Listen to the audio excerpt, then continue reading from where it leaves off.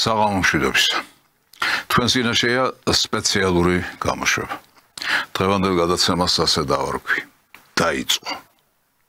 თქვენ რა თქმა უნდა დაგაინტერესებთ, რა გულისხმობ, რა ჩავდე ამ ერთ სიტყვაში. მთელი ეს გადაცემა სწორედ იმას ეძღვნება, თუ რა დაიწყო საქართველოშიც და მსოფლიოშიც. თუმცა მე შემიძლია შესავალშივე ორიოდე სიტყვით თქვა, თუ რას გულისხმობ. დაიწყო დასავლური პოლიტიკის მხილება. დაიწყო ამერიკის შეერთებული შტატების უბინძურესი პოლიტიკის მხილება, რომელიც შეიძლება გასამართლებამდეც მივიდეს. დაიწყო ამერიკის შეერთებული შტატების ახალი კრიზისის ტალღა. უდიდესი და უზარმაზარი კრიზისის ტალღა. იმიტომ რომ ყველაფერ იმას, რაც ახლა ხდება ამ სახელმწიფოში და საერთოდ კოლექტიურ დასავლეთში, შეუძლებელია არ მოყვეს დიდი კრიზისი. აი ეს დაიწყო. ახლა კი კონკრეტულად თუ რა ვიგულისხმე, თუმცა უნდა გითხრათ, რომ ისეა ერთმანეთში გადაბმული, გადახლართული და გადაწნული მოვლენები, რომელიც ვითარდება ჩვენთანაც და ჩვენს ფარგლებს გარეთაც, პირველ რიგში დასავლეთში, რომ ძნელია სისტემაში მოიყვანო ეს ყველაფერი. იმიტომ რომ უამრავი მასალა არსებობს, უამრავი ფაქტი არსებობს, უამრავი არგუმენტი არსებობს იმისა, რაც მე ზევით ვთქვი, ძნელია ეს ყველაფერი დაალაგო და ისე მიიტანო მაყურებლამდე. უაღრესად ძნელია, მაგრამ მიუხედავად ამისა, მაინც შევეცდები რაღაც გარკვეული ხაზი გავავლო, გარკვეული მიმართულება მივცე მთელი პროცესებს, რაც ხდება. ახლა კი მოდი დავიწყოთ ერთი ძალიან გახმაურებული ფაქტით. დაიწყო. ამერიკის შეერთებულ შტატებში USAID იხურება ორგანიზაციის ოფისში მთავრობის ეფექტიანობის დეპარტამენტი უკვე შევიდა დონალდ ტრამპის წარმომადგენელმა არცის გამორიცხა, რომ საკითხით FBI დაინტერესდეს, სად და რისთვის იხარჯებოდა ამერიკელების ფული ამერიკის განვითარების აგენტოს მოქმედებების შესახებ განმარტებისას ილონ მასკის ობიექტივში თბილისის საპროტესტო აქციების კოლაჟიც მოხდა. თქვენ შესანიშნავად მოგეხსენებათ, რა არის ეს ორგანიზაცია? არა, უფრო სწორად არავინ არ იცის და დღემდე ყოველ შემთხვევაში არავინ არ იცოდა რა იყო ეს ორგანიზაცია, მაგრამ წარმოდგენა, ზოგადი წარმოდგენა გქონდა. ეს იყო ორგანიზაცია, რომელიც მთელ მსოფლიოში მოქმედებდა ამერიკის შეერთებული შტატების სახელით, რომელსაც შექონდა დემოკრატია, შექონდა დახმარება და შექონდა ქველმოქმედება. ეს იყო ორგანიზაცია, რომელიც იმ სახელმწიფოებში, სადაც მოქმედებდა, ირჯებოდა იმ სახელმწიფოების დასახმარებლად, ანუ იმ სახელმწიფოების და იქ მცხოვრები ხალხების ინტერესების შესაბამისად. მაგრამ ასე იყო კი სინამდვილეში. ეს უკვე სულ სხვა ამბავია. მე ძალიან დიდი ხნის წინ და ძალიან ბევრჯერ მაქვს ნათქვამი ამ ორგანიზაციის შესახებ, ბევრი მაქვს დაწერილი ამ ორგანიზაციის შესახებ, მაგრამ ვინ იყო გამგონე, ვინ დაგიჯერებდა, ვინ მოგაქცევდა ყურადღებას და ვის დაარწმუნებდი იმაში, რომ ეს ორგანიზაცია იყო უბინძურესი ორგანიზაცია. იყო და არის უბინძურესი ორგანიზაცია. ახლა ნახოთ, როგორ შეაფასა ამერიკის შეერთებული შტატების 47 პრეზიდენტმა, ბატონმა დონალდ ტრამპმა, სულ რამდენიმე სიტყვით ეს ორგანიზაცია. USAID-ის რადიკალი შეშლილები მართავდნენ და ჩვენ მათ უშვებთ. ამის შემდეგ გადავწყვეთ რა იქნება სააგენტოს მომავალი. შეშლილი რადიკალები მართავდნენ მასო. მე არ ვიცი, რამდენად იყვნენ რადიკალები ეს ადამიანები. მე ის ვიცი, რომ ეს ადამიანები უბინძურესი ადამიანები იყვნენ, რომლებიც მოქმედებდნენ ამერიკის შეერთებული შტატების იმ deep states როლს ახიან. სიღრმისეული სახელმწიფოს ინტერესების შესაბამისად მთელ მსოფლიოში და გარდა ამისა მოქმედებდნენ საკუთარი კორუფციული ინტერესების შესაბამისად. ეს ორი რამ ნათელია. ახლა მოვისმინოთ ბატონ ილონ მასკის შეფასება ამ ორგანიზაციის. მე რამდენჯერმე შევხვდი ტრამპს ამ თემაზე და USAID-ის დახურვაზე ვკითხე, დარწმუნებული ხართ? ტრამპმა თქვა კი, შესაბამისად ჩვენ მას ვხურავთ. ეს უკვე ვერდიქტია, ეს უკვე განაჩენია გამოტანილი ამ ორგანიზაციისათვის, მაგრამ ვიდრე ვერდიქტი დადგებოდა, ვიდრე განაჩენს გამოიტანდნენ, მანამდე შეფასებები მისცეს მას და აი მინდა ისევ ილონ მასკის რამდენიმე გამონათქვამი მოგასმენინოთ. USAID კრიმინალური ორგანიზაციაა, დრო არის მოკვდეს. სააგენტოს კრიმინალურ ორგანიზაციად მოხსენიების პარალელურად USAID-ის წინააღმდეგ ბრძოლის ავანგარდში მყოფი ილონ მასკი პლატფორმა X-ზე სააგენტოს საქმიანობის სამსახურ ვიდეო კოლაჟს აზიარებს, რომელშიც თბილისში გამართული საპროტესტო აქციების ცნობილ კადრებსაც ხედავთ. ილონ მასკი განცხადებებით არ კმაყოფილდება. სპეციალურ მოკვლევაზე დაყრდნობით ის წერს, რომ ამერიკის საერთაშორისო განვითარების სააგენტოს გამოსწორება შეუძლებელია. როცა ჩვენ USAID-ის მოკვლევა დავიწყეთ, დაგხვდა არა ჭიანი ვაშლი, არამედ უბრალოდ ჭიების გორგალი. თუ თქვენ გაქვთ ჭიანი ვაშლი, ჭიის ამოღება შეგიძლიათ, მაგრამ თუ თქვენ გაქვთ ჭიების გორგალი, ამას აზრი არ აქვს. USAID ჭიების გორგალია, ის არაა ვაშლი. ხოლო როცა არ არის ვაშლი, ის უბრალოდ უნდა მოიშორო. მისი შეკეთება შეუძლებელია. USAID-ის საქმიანობის გამოძიებას ითხოვს ტრამპის სპეციალური წარმომადგენელიც. დიპლომატი რიჩარდ გრენელი ილონ მასკის კუთვნილ პლატფორმაზე წერს, რომ FBI-მ უნდა გამოიძიოს, როგორ განკარგავდა სამანტა პაუერი ორგანიზაციის გავლით ამერიკელი ხალხის ფულს. რასაც სამანტა პაუერი USAID-ის მეშვეობით თქვენს მიერ გადახდილ დოლარებს უშვებოდა, FBI-ის მიერ უნდა იყოს გამოძიებული. ის თქვენი ფულით ულტრამემარცხენე აქტივისტების გიჟურ რადიკალურ პროგრამებს აფინანსებდა. გამოიძიეთ. როდესაც მე დაახლოებით იგივეს ვამბობდი, 15-20-25 წლის წინანდელ ამბებს ვახსენებთ, მაშინ რა თქმა უნდა მე რუსეთუმე ვიყავი, მე სამშობლოს მოღალატე ვიყავი და ჯვარზე გაკვრას მიპირებდნენ. აი ის აგენტურა, რომლებსაც მოაქვთ უზარმაზარი თანხები, აი ამგვარი ორგანიზაციებისგან, ეს ერთადერთი ორგანიზაცია არ გახლავთ, იმისთვის, რომ საკუთარ ხალხს მიაყენონ რაც შეიძლება მეტი ზიანი. ახლა მადლობა ღმერთს, ამას უკვე ამერიკის შეერთებულ შტატებშიც აღიარებენ და აღიარებენ რა დონეზე, პრეზიდენტისა და მისი მარჯვენა ხელის დონეზე. არა მარტო აღიარებენ, არამედ ილონ მასკის მაკონტროლებელი ორგანო უკვე შევიდა ამ ორგანიზაციაში. CNN-ის ცნობით მასკის დეპარტამენტის თანამშრომლები მოქმედებაზე უკვე გადავიდნენ და წინააღმდეგობის მიუხედავად ამერიკის საერთაშორისო განვითარების სააგენტოში საქმიანობის შესწავლის მიზნით შევიდნენ. ირკვევა, რომ ვაშინგტონის ოფისში სააგენტოს უსაფრთხოების სამსახურმა მთავრობის ეფექტურობის დეპარტამენტის თანამშრომლებს მუშაობაში ხელი შეუშალეს. შედეგად სააგენტოს ორ მაღალ ჩინოსანს შვებულებაში წასვლა მოუწია. აი ასეთია ვითარება, რომელიც ამ ორგანიზაციასთან დაკავშირებით შეიქმნა, მაგრამ ეს არ არის მარტო ამ ორგანიზაციის პრობლემა. ეს არის ერთი რგოლი იმ ჯაჭვისა, რომელსაც ჰქვია ამერიკაში დაწყებული უსერიოზულესი სისტემური კრიზისი. ეს მხოლოდ ერთი რგოლია. ახლა ნახოთ აი ამ ორგანიზაციის შესახებ დაახლოებით წარმოდგენა რო ვიქონიოთ მცირე სიუჟეტი. ომი ვაშინგტონმა USAID-ის იმ საქმიანობის გამო გამოუცხადა, რომელიც ახალი ადმინისტრაციისთვის მიუღებელია. ორგანიზაციის მიერ გადადგმული ნაბიჯების მთავარი მამხილებელი მაიკ ბენცია, ამერიკის სახელმწიფო დეპარტამენტის კიბერსამმართველოს ყოფილი ხელმძღვანელი. საღდეპის ყოფილი მაღალჩინოსანი წერს, რომ ამერიკის საერთაშორისო განვითარების სააგენტოს სხვადასხვა ქვეყნებში გაფიცულ მომიტინგეებს ქუჩის აქციების სანაცვლოდ აფინანსებს. ის საუბრობს უკრაინაში მიმდინარე პროცესებზეც.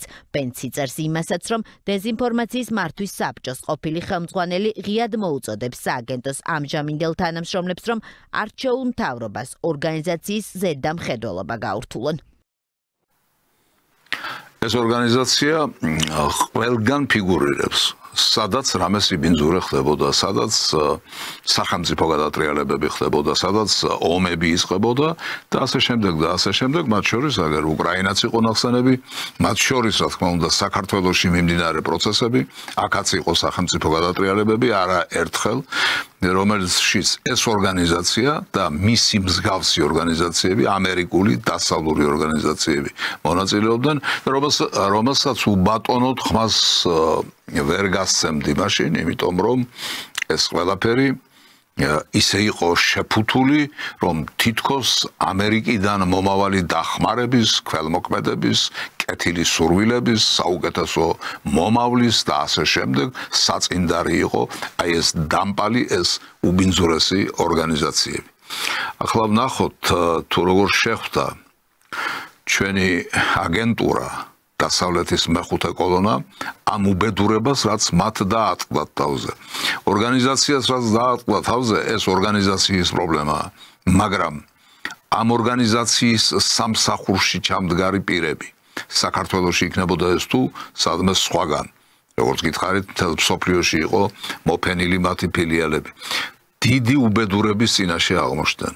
მათ გლოვის დღეები უდგათ, მაგრამ იხტიბარს არ იტახენ. აი ერთი კონკრეტული მაგალითი. Სადაც აი ეს პირველადი ქაოსი დასრულდება და USAID-ს რა თქმა უნდა შეიძლება სხვა სახელით და სხვა სტატუსით, მაგრამ დაბრუნდება დაუბრუნდება თავის საქმიანობას და ამერიკა ისევ დაუბრუნდება დემოკრატიის, ადამიანის უფლებების და აქტიური ადამიანების დაცვისთვის. ახლა სხვა ზმნას ვერ უპოულობ. რა იპრუტუნა ამ ქალმა დაუგდათ ყური. ესე იგი, ამერიკაში მალე დაბრუნდება USAID-იც შესაძლებელია შეცვლილი სახელით. ამას სახელი ხომ არ აინტერესებს, ამას ფუნქცია აინტერესებს და ოცნებობს ამაზე. სასურველს რეალობა დასაღებს. მისთვის სასურველი არის, რომ ეს ორგანიზაცია როგორმე დაბრუნდეს ამერიკის შეერთებულ შტატებში, თუნდაც შეცვლილი სახელით. მაგრამ ამას გარდა რა თქვა, მან ამერიკის შეერთებულ შტატებში დაბრუნდება დემოკრატია, ადამიანის უფლებების დაცვა, აქტიურ ადამიანთა დაცვა და ასე შემდეგ. დაბრუნდებაო. ანუ მისი თქმით, მისი ხედვით, იქ ეს ყველაფერი ახლა აღარ არსებობს. არც დემოკრატია, არც ადამიანის უფლებების დაცვა, არც აქტიური ადამიანების დაცვა და ასე შემდეგ, რაც მან თვითონ ჩამოთვალა. აღიარებაა ეს, რომ ახლა ამერიკის შეერთებულმა შტატებმა გადაუხვია იმ გზიდან, რაც მათ ასე მოსონდათ და რაც გამოიხატებოდა ამ ორგანიზაციისა და სხვა ბევრი მისნაირი ორგანიზაციების საქმიანობაში. აი ასეთია ამ ადამიანების დამოკიდებულება. უფრო თავხედურ გამონათქვამსაც მოგასმენინებთ ჩვენი აგენტურის პირით ნათქვამს. უბრალოდ დასავლეთის აგენტურის პირით ნათქვამს. ჩვენი მეთქი იმიტომ თქვი, რომ ისინი აქ ყრიან და აქ აგრძელებენ თავიანთ ბინძურ საქმიანობას. USAID უძველესი ორგანიზაციაა, რომელიც მსოფლიოში დემოკრატიის გავრცელებას უწყობდა ხელს. იდეალური არაფერია. რეფორმა ყველა ინსტიტუტს სჭირდება პერიოდულად, ხოლო მას კი არის დედა იდიოტი. მივხვდით, თავშეკავებაც დაკარგეს უკვე. გინებასა და წყალაკრულვაზე გადავიდნენ. ხოლო ეს ორგანიზაცია, რომელიც უკვე ამხილეს ამერიკის შეერთებულ შტატებში პრეზიდენტის დონეზე. აი ეს ორგანიზაცია მას დემოკრატიის შუქურად და დემოკრატიის მანათობლად მიაჩნია ისევ, იმიტომ რომ მას უნათებდა გზას. ის იღებდა აქედან ის და მისნაირები, აგენტურის წარმომადგენლები. იღებდნენ ამ ორგანიზაციისგან დაფინანსებას და ამიტომ რა თქმა უნდა ეს საუკეთესო ორგანიზაციაა მათი თვალთახედვით და მათი წარმოდგენით. მაგრამ მოდით ამ ორგანიზაციის საქმიანობის მცირე ჩამონათვალი მოვისმინოთ თვით თეთრი სახლის პრეს-მდივნის პირიდან, თუ რა აბსურდულ პროექტებს აფინანსებდა ეს ორგანიზაცია.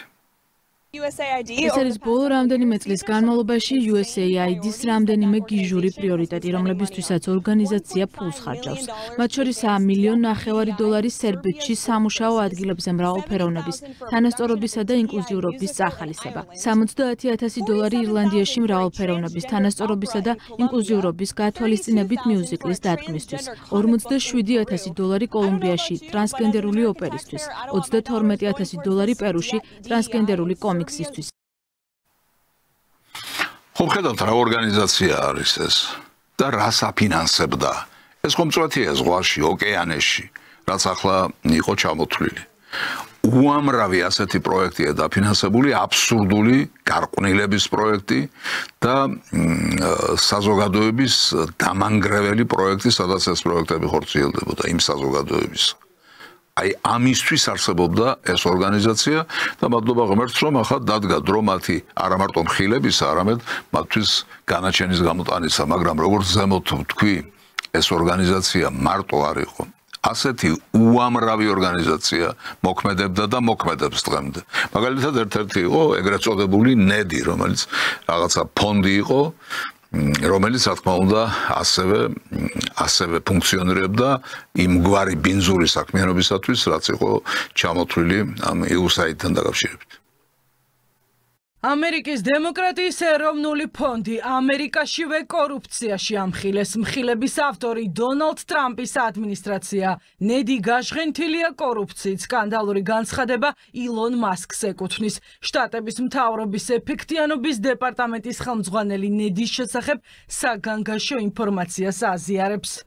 ირკვევა, რომ დემოკრატიის ფონდი სხვა ქვეყნების არჩევნებში ერევა. არჩევნების შედეგებზე ზემოქმედება, მედიისა და არასამთავრობო ორგანიზაციების დაფინანსება და დაკვეთა. ყურადღების გამახვილება მოქმედი მთავრობების მხრიდან არჩევნების გაყალბების შესახებ. პოლიტიკური დისკრიმინაცია, ფონდის გაუმჭირვალობა. ბოლო 4 წელია ნედი გრანტების მონაცემებს არ ასაჯაროვებს. ოპოზიციური მოძრაობების დაფინანსება. მიზანი სხვა ქვეყნების შიდა პოლიტიკაში ჩარევა. ნარატივებით მანიპულაცია, აქაც ინსტრუმენტი მედიისა და მესამე სექტორის დაფინანსება. ანტისამთავრობო პროტესტის დაფინანსება, მაგალითად მოყვანილია უკრაინის მაიდანი. ფონდის მიზანი ქვეყნებში დესტაბილიზაცია, ფერადი რევოლუციების მხარდაჭერა. აქ გეოპოლიტიკური მიზნებისთვის სიაგრძელია ჩამონათვალი სკანდალური. მასკი ითხოვს ნედის ყველა ბოროტებაზე საჯაროდ საუბარს. მათ ვინც იცის გთხოვთ უპასუხოთ ამ პოსტს და ჩამოთვალოთ ყველა ბოროტება, რაც ნედმა ჩაიდინა. აი ასეთი არის დღევანდელი დამოკიდებულება. მე როგორც ვთქვი, სულ თითზე ჩამოსათვლელი რამდენიმე ადამიანი ვიყავით, ვინც აი ამ ფონდების, ამ ორგანიზაციების საქმიანობას ვამხელდით და საზოგადოებამდე მიტანას ვცდილობდით, მაგრამ ვინ გვაძლევდა ამის საშუალებას? ვინ მოგცემდა უფლებას, რომ ეს ყველაფერი დეტალურად და სრულყოფილად წარგვედგინა საზოგადოებისთვის. მაშინ ეს ყველაფერი იყო გაფეტიშებული. ეს ყველაფერი იყო რაღაც ოქროს ვარაყში ჩასმული და ასე საზოგადოებამდე მიტანილი, მაგრამ სინამდვილეში ხომ ხედავთ რა მასშტაბის უბედურებების თესველი ორგანიზაციები იყვნენ ესენი. რა მასშტაბის ეს ცრემლი და სისხლი მოიტანეს მარტო უკრაინაში, სხვაგანო არაფერი ვთქვა, აქ ნახსენები იყო მაიდანი და ამ ღონისძიების დაფინანსება. რა მასშტაბის სისხლისა და ცრემლის მოტანა სურთ მათ საქართველოში, როდესაც ისინი აფინანსებენ აი იმ უბედურებას, რასაც ჩვენ ბოლო თვეების განმავლობაში ვხედავთ თბილისში და რუსთაველის პროსპექტზე. ეს ხომ საქართველოსთვის დიდი უბედურების მოსატანად არის დაფინანსებული და გამიზნული და მიმართული. მაგრამ ამას რომ საზოგადოება მიხვდეს, ამისთვის საჭიროა სწორად იყოს ის ინფორმირებული. თუმცა სწორად როგორ იქნება ინფორმირებული, როდესაც მედია საშუალებებს აფინანსებენ ეს ორგანიზაციები. და აფინანსებენ იმისთვის, რომ ამ ორგანიზაციების სასარგებლოდ და იმ პოლიტიკის სასარგებლოდ ისაუბრონ მედია საშუალებებმა, რომელ პოლიტიკასაც ისინი ემსახურებიან. ასე რომ აქ ასეთი მოჯადოებული წრე არის, ვერ გაარღვევ ამ წრეს, ვერ შეხვალ ამ წრეში და რა თქმა უნდა, საზოგადოებაში დიდია ის ნაწილი, რომელიც ვერ ერკვევა ყველაფერ ამაში და რასაც ჩასძახებენ, იმას ამოგზახებს ხოლმე, რომ ამერიკა ეს არის დემოკრატიის შუქურა, იქიდან ბედნიერება მოდის, იქიდან დახმარება მოდის, იქიდან სურვილი მოდის თურმე იმისა, რომ ქართველმა ხალხმა კარგად იცხოვროს, რომ საქართველოში დემოკრატია იყოს მაღალ დონეზე. ამ დროს დემოკრატია და სიტყვის თავისუფლება და გამოხატვის თავისუფლება და ყველაფერი სხვა ლოზუნგი, რითაც ისინი მოდიან, მხოლოდ და მხოლოდ იმის შესანიღბად და შესაფუთავად არის, რა უბედურებაც მათ მოაქვთ ასეთი ორგანიზაციების ხელით და სახელით. რისთვის გაგვიძლიაო, თურმეო, იტყვის ბატონი მდინარაძე, მაშინ როდესაც ყველაფერ ამას ფარდა ეხტება. ჩვენ როდესაც პირველად გამჭვირვალობის კანონზე დავიწყეთ საუბარი და დაინიცირდა უმრავლესობის რიგებიდან. მაშინ ზეწოლის, როგორც გარე, ასევე ჩვენი ოპოზიციის მხრიდან შანტაჟის და ზეწოლის რა მასშტაბი იყო, ალბათ ძალიან კარგად გახსოვთ. დღეს თავად ამერიკის შეერთებული შტატების ლიდერები პირველი პირი პრეზიდენტი ტრამპიც ლაპარაკობს იმ დიდ ბოროტებაზე, რომელიც USAID-ის ნედის მხრიდან მოდიოდა. მასკის მიერ გავრცელებულ ვიდეოკოლაში ჩანს საქართველოს მოვლენების, რაც პირდაპირ იმტკიცებულებაა იმის შესახებ, რომ USAID-ის ნედის არაერთი ათეული მილიონი ხმარდებოდა ამ ქვეყანაში ხალხის ნების უგულვებელყოფას და გარედან დალაგებული რევოლუციის უზრუნყოფას, თურმე როგორ მაგრად დამდგარა საქართველო და შესაბამისად მისი არჩეული ხელისუფლება, რისთვის გაგვიძლია და რა გადაგვიტანია, საბედნიეროდ ჩვენ შეგვიძლია ვთქვათ კიდევ ერთხელ, რომ ჩვენ გვაქვს დამოუკიდებლობის ის ხარისხი, რომელიც ბოლო 10 წლეულების ისტორიაში საქართველოს არასდროს ჰქონია, ეს ჩვენი, ანუ მხოლოდ ხელისუფლებაზე ნამდვილად არ ვსაუბრობ, ქართველი ხალხის და მისი სიბრძნის დამსახურება. აი ასეთი გახლავთ შეფასება, რომელიც თქვენ ახლა მოისმინეთ და რომელიც ხელისუფლებას ეკუთვნის და რომელიც სწორი შეფასებაა. მართლაც ძნელი იყო ამის გაძლება. რამდენიმე კაცი მეთქი, რომლებიც ვხლებოდით და ვსაუბრობდით ამაზე, ამინც ვერ შექმნიდა, მაგრამ ბოლო პერიოდში იცით, რომ საქართველოს ხელისუფლება, მთავრობა, მმართველი პარტია დადგა ქართული ინტერესების, ქართველი ხალხის ინტერესების სადარაჯოზე და როგორც კი დადგა ქართველი ხალხის ინტერესების დაცვის სადარაჯოზე, როგორც კი სუვერენიტეტის მოსაპოვებლად ბრძოლა დაიწყო, მაშინვე გამწვავდა მთელი რიგი დაპირისპირებები და მათ რა არ გადაიტანეს და რა არ დაატყდათ თავზე, მაგრამ არ გატყდნენ როგორც კერკეტი კაკალი, რის გამოც რა თქმა უნდა მათ მადლობა უნდა უთხრათ. მაგრამ მადლობა რომ უთხრათ, იქამდე სანამ ამას გავაკეთებთ, ჩვენ კარგად უნდა გავიაზროთ, კარგად უნდა გავაცნობიეროთ, თუ რა ძალას შეეჯახნენ ისინი.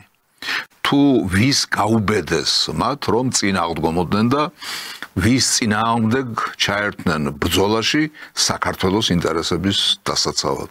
აი ამას ყველაფერს რომ გავიაზრებთ, ამის შემდეგ რა თქმა უნდა გარკვეული მადლიერების გრძნობა გაგვიშდება, იმიტომ რომ ეს არის მართლაც თავგანწირული ბრძოლა საკუთარი სამშობლოსთვის და საკუთარი ხალხისთვის.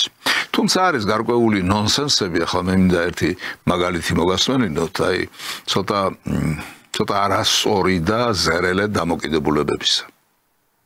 მე მიკვირს, რომ ხედავ ჩვენ ახლა ევროპულ თუ ამერიკულ ფონდებს, რომლებიც რუსული მეთოდით,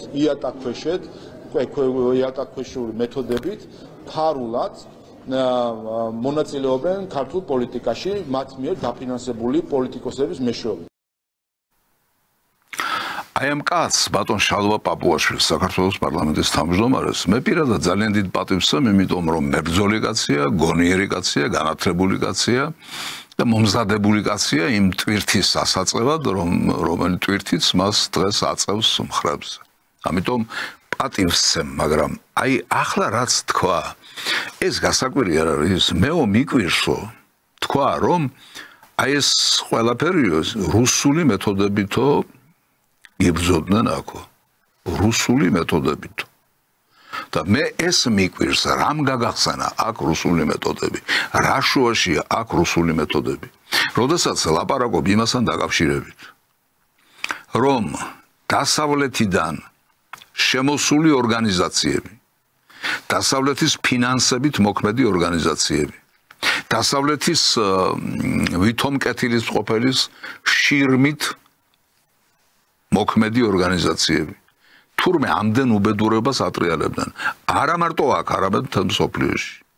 აი რუსეთი რა შუაშია რუსეთი. დასავლეთი იქცევა ასე. ხომ შეგეძლო გეთქვა, რომ აი რა მეთოდებით მოქმედებს და მუშაობს დასავლეთი. ეს ხომ უფრო სწორი იქნებოდა, ვიდრე თქმა იმისა, რომ რუსული მეთოდებით მუშაობს თურმე დასავლეთი. თუ რუსეთი რამეს ანალოგიურს აკეთებს სადმე, ეთყობა დასავლეთისგან ისწავლეს მთელი ეს სიბინძურე და უბედურება და ამიტომ აკეთებენ ამას, მაგრამ ეს რუსული მოვლენა კი არ არის, დასავლური მოვლენა. ნონსენსია, როდესაც სალომე ზურაბიშვილზე თქვენ არა, მაგრამ საერთოდ აცხადებთ, რომ ისო ბოლშევიკური მეთოდებითო იბრძვისო მოქმედებსო და მომისმენია ასეთი რამ. მენშევიკი ქალების მენშევიკი ძალების, მენშევიკების ნაშიერი ქალბატონი. როგორ იბრძვის ბოლშევიკური მეთოდებით? მისთვის ბოლშევიზმი ისევეა მიუღებელი, როგორც თქვენ ხართ მიუღებელი მისთვის. ამიტომ აი ესეთი აღრევა ტერმინებისა, გეოგრაფიისა, რა საიდან მოდის იმისა, არ არის სწორი, თორემ როგორც თქვი და ახალს გავიმეორებ, ძალიან დიდ პატივს ვცემ თქვენ, მაგრამ ეს ისეთი რამეა, რომელიც მარტო მე კი არ მხვდება ყურს. საქართველოს მოსახლეობის ძალიან დიდ ნაწილს მხვდება ყურს, იმიტომ რომ ნონსენსია თავისთავად. დიახ. ახლა ვნახოთ პაპუაშვილის კიდევ ერთი განცხადება იმასთან დაკავშირებით, რომ ის ყველაფერი, რაც დაიწყო ამერიკის შეერთებულ შტატებში, Deep State-თან ბრძოლა და ასე შემდეგ, კარგია ეს ყველაფერიო, მაგრამ ჩვენამდე არ აღწევს რატომღაც. რაც შეეხება ზოგადად აი ამ ტემპს, ერთის მხრივ დამაიმედებელია, მეორეს მხრივ ცოტა გასაკვირია, რომ ადგილზე დიდად არაფერი იცვლება. მათ შორის გუშინდელი რადიკალური ოპოზიციის გუშინდელი აქციაც ამის მოწმობა არის. ასეა, რა თქმა უნდა, ასეა. ჯერჯერობით აქ ცვლილებები არ იგრძნობა, ჯერჯერობით კლანჭებს ამ ორგანიზაციებისა კიდევ ვგრძნობთ და განვიცდით. იმიტომ რომ ძნელია აქამდე მოვიდეს ყველაფერი. იმიტომ რომ ეს ადვილი ბრძოლა არ არის. და არც იმაში ვარ დარწმუნებული, რომ მაინც და მაინც ტრამპის გამარჯვებით დამთავრდება ეს ბრძოლა. იმიტომ რომ ამერიკის შეერთებულ შტატებში, როდესაც ასეთი ფუნდამენტური ბრძოლა წამოუწყია რომელიმე პრეზიდენტს, მოგახსენებათ თქვენ რა მოსვლია მას. ასე რომ ეს უმძიმესი და ურთულესი ბრძოლაა და ამიტომ ასე უცებ დაველოდებით საქართველოში ხელშესახები შედეგების დადგომას. ახლა თვითონ პაპუაშვილი განმარტავს დაახლოებით იგივე სიტყვის, რაც მე ახლა თქვენ მოგახსენეთ, თუ რატომ ხდება ასე. არ ვიცი ეს რას დავაბრალოთ, რომ Deep State-ის სხვადასხვა საცეცების აგონიასთან გვაქვს საქმე და ახლა ცდილობენ, რომ გამოიყენონ ბოლო მომენტები იმისთვის, რომ არიონ სიტუაცია ამა თუ იმ ქვეყანაში, თუ იმასთან საქმე, რომ ბოლომდე არ არის ჯერ ჩასული ის მითითებები, რომელიც საჯაროდ გვესმის ჩვენ პრეზიდენტ ტრამპის ადმინისტრაციიდან. ასეა ნამდვილად, ან ასეა, ან ისეა, რაღაც მიზეზები აქვს ამას ყველაფერს, რომელშიც, რა თქმა უნდა, თანდათანობით გარკვევა დაგჭირდება. მაგრამ მარტო ამერიკის შეერთებული შტატების ორგანიზაციებია ის, რომლებიც პრობლემებს ქმნიან მსოფლიოში და მათ შორის საქართველოშიც. რა თქმა უნდა, არა. ევროპაშიც უამრავი ორგანიზაცია მოქმედებს, რომელიც ღიად, ხილულად იგივე სიბინძურეს აკეთებს, რასაც ამერიკული ორგანიზაციები, მაგრამ ეს ერთი და იგივეა, ერთი მთელის შემადგენელი სხვადასხვა ნაწილია, თუმცა კარგია, რომ საქართველოს ხელისუფლებას ყურადღების მიღმა არჩება ასეთი მოვლენებიც. ახლა ჯერი დანარჩენ დონორ ქვეყნებზეა. მაგალითის მიმცემი კი ბრიუსელი უნდა გახდეს. 2023 წლის შემოდგომაზე წერილით მიმართა ევროკავშირის ელჩს, რომას უზრუნველეყო ევროპის დემოკრატიის ფონდის იდ, რომელსაც კულუარებში ნედის ევროპულ ფილიალსაც ეძახიან დაფინანსების საჯაროობა. რამდენიმე თვიანი ფიქრის შემდეგ ელჩისგან უარი მივიღე, იმ საბაბით, რომ იდ განსაკუთრებული ორგანიზაციაა. რა თქმა უნდა, ეს მხოლოდ საბაბი იყო. იდ სრულად ფინანსდება ბრიუსელის და სხვა წევრი ქვეყნების ბიუჯეტიდან და მას რამდენიმე ოდიოზური ევროპარლამენტარი მართავს. როგორც გითხარით, ევროპაშიც იგივე ორგანიზაციები მოქმედებს, იგივე და მათნაირები, სხვა დასახელების, სხვა სახელწოდების, მაგრამ ამას არ აქვს მნიშვნელობა ერთი მიმართულების, რაც ბატონ პაპუაშვილისთვის შეუმჩნეველი არ დარჩა და არც აქამდე დარჩენილა, იმიტომ რომ უკვე აი ეს საუბრები, ეს ურთიერთობები ყოფილა, რომლითაც ის რა თქმა უნდა სამართლიანად არ არის მაყოფილი. მაგრამ აი კიდევ ამ მიმართულების ერთი სიუჟეტი ვნახოთ თუ რა ხდება ამ თვალსაზრისით ევროპაში. ევროპის დემოკრატიის ფონდისგან გრანტებისა და სხვა დაფინანსებების გასაჯაროების მოთხოვნა პაპუაშვილმა ოფიციალურად ევროკავშირის ელჩისგან მოითხოვა. გასაჯაროებული დოკუმენტაციით ირკვევა, რომ პარლამენტის თავმჯდომარემ დეტალურად უამბო, როგორ ახვივებს ქვეყანაში გაუმჭირვალებული პოლარიზაციას და რადიკალიზაციას. 23 წლის ოქტომბერში გამჭირვალობის კანონის ინიცირებამდე გაგზავნილ წერილს ელჩმა ჰერჩინსკიმ 24 წლის თებერვალში დიპლომატიური უარით უპასუხა. სასამართლოების მიერ კანონიერად დაწესებული ჯარიმების დაფინანსებით უზრუნველყოფა არა მხოლოდ ამ გადაწყვეტილების პრევენციულ ფუნქციას უარყოფს, არამედ შეიძლება როგორც რადიკალიზმის კარტ-ბლანში მისი არასწორი ინტერპრეტაცია მოხდეს. ნედის დაფინანსება დამოუკიდებელია. ის განცალკევებულია სამოქალაქო საზოგადოების ორგანიზაციების მხარდაჭერისგან. სამწუხარო იყო ეს პასუხი, რომელიც არანაირად არ შეესაბამებოდა გამჭვირვალობის შესახებ მოცემულ პირობას.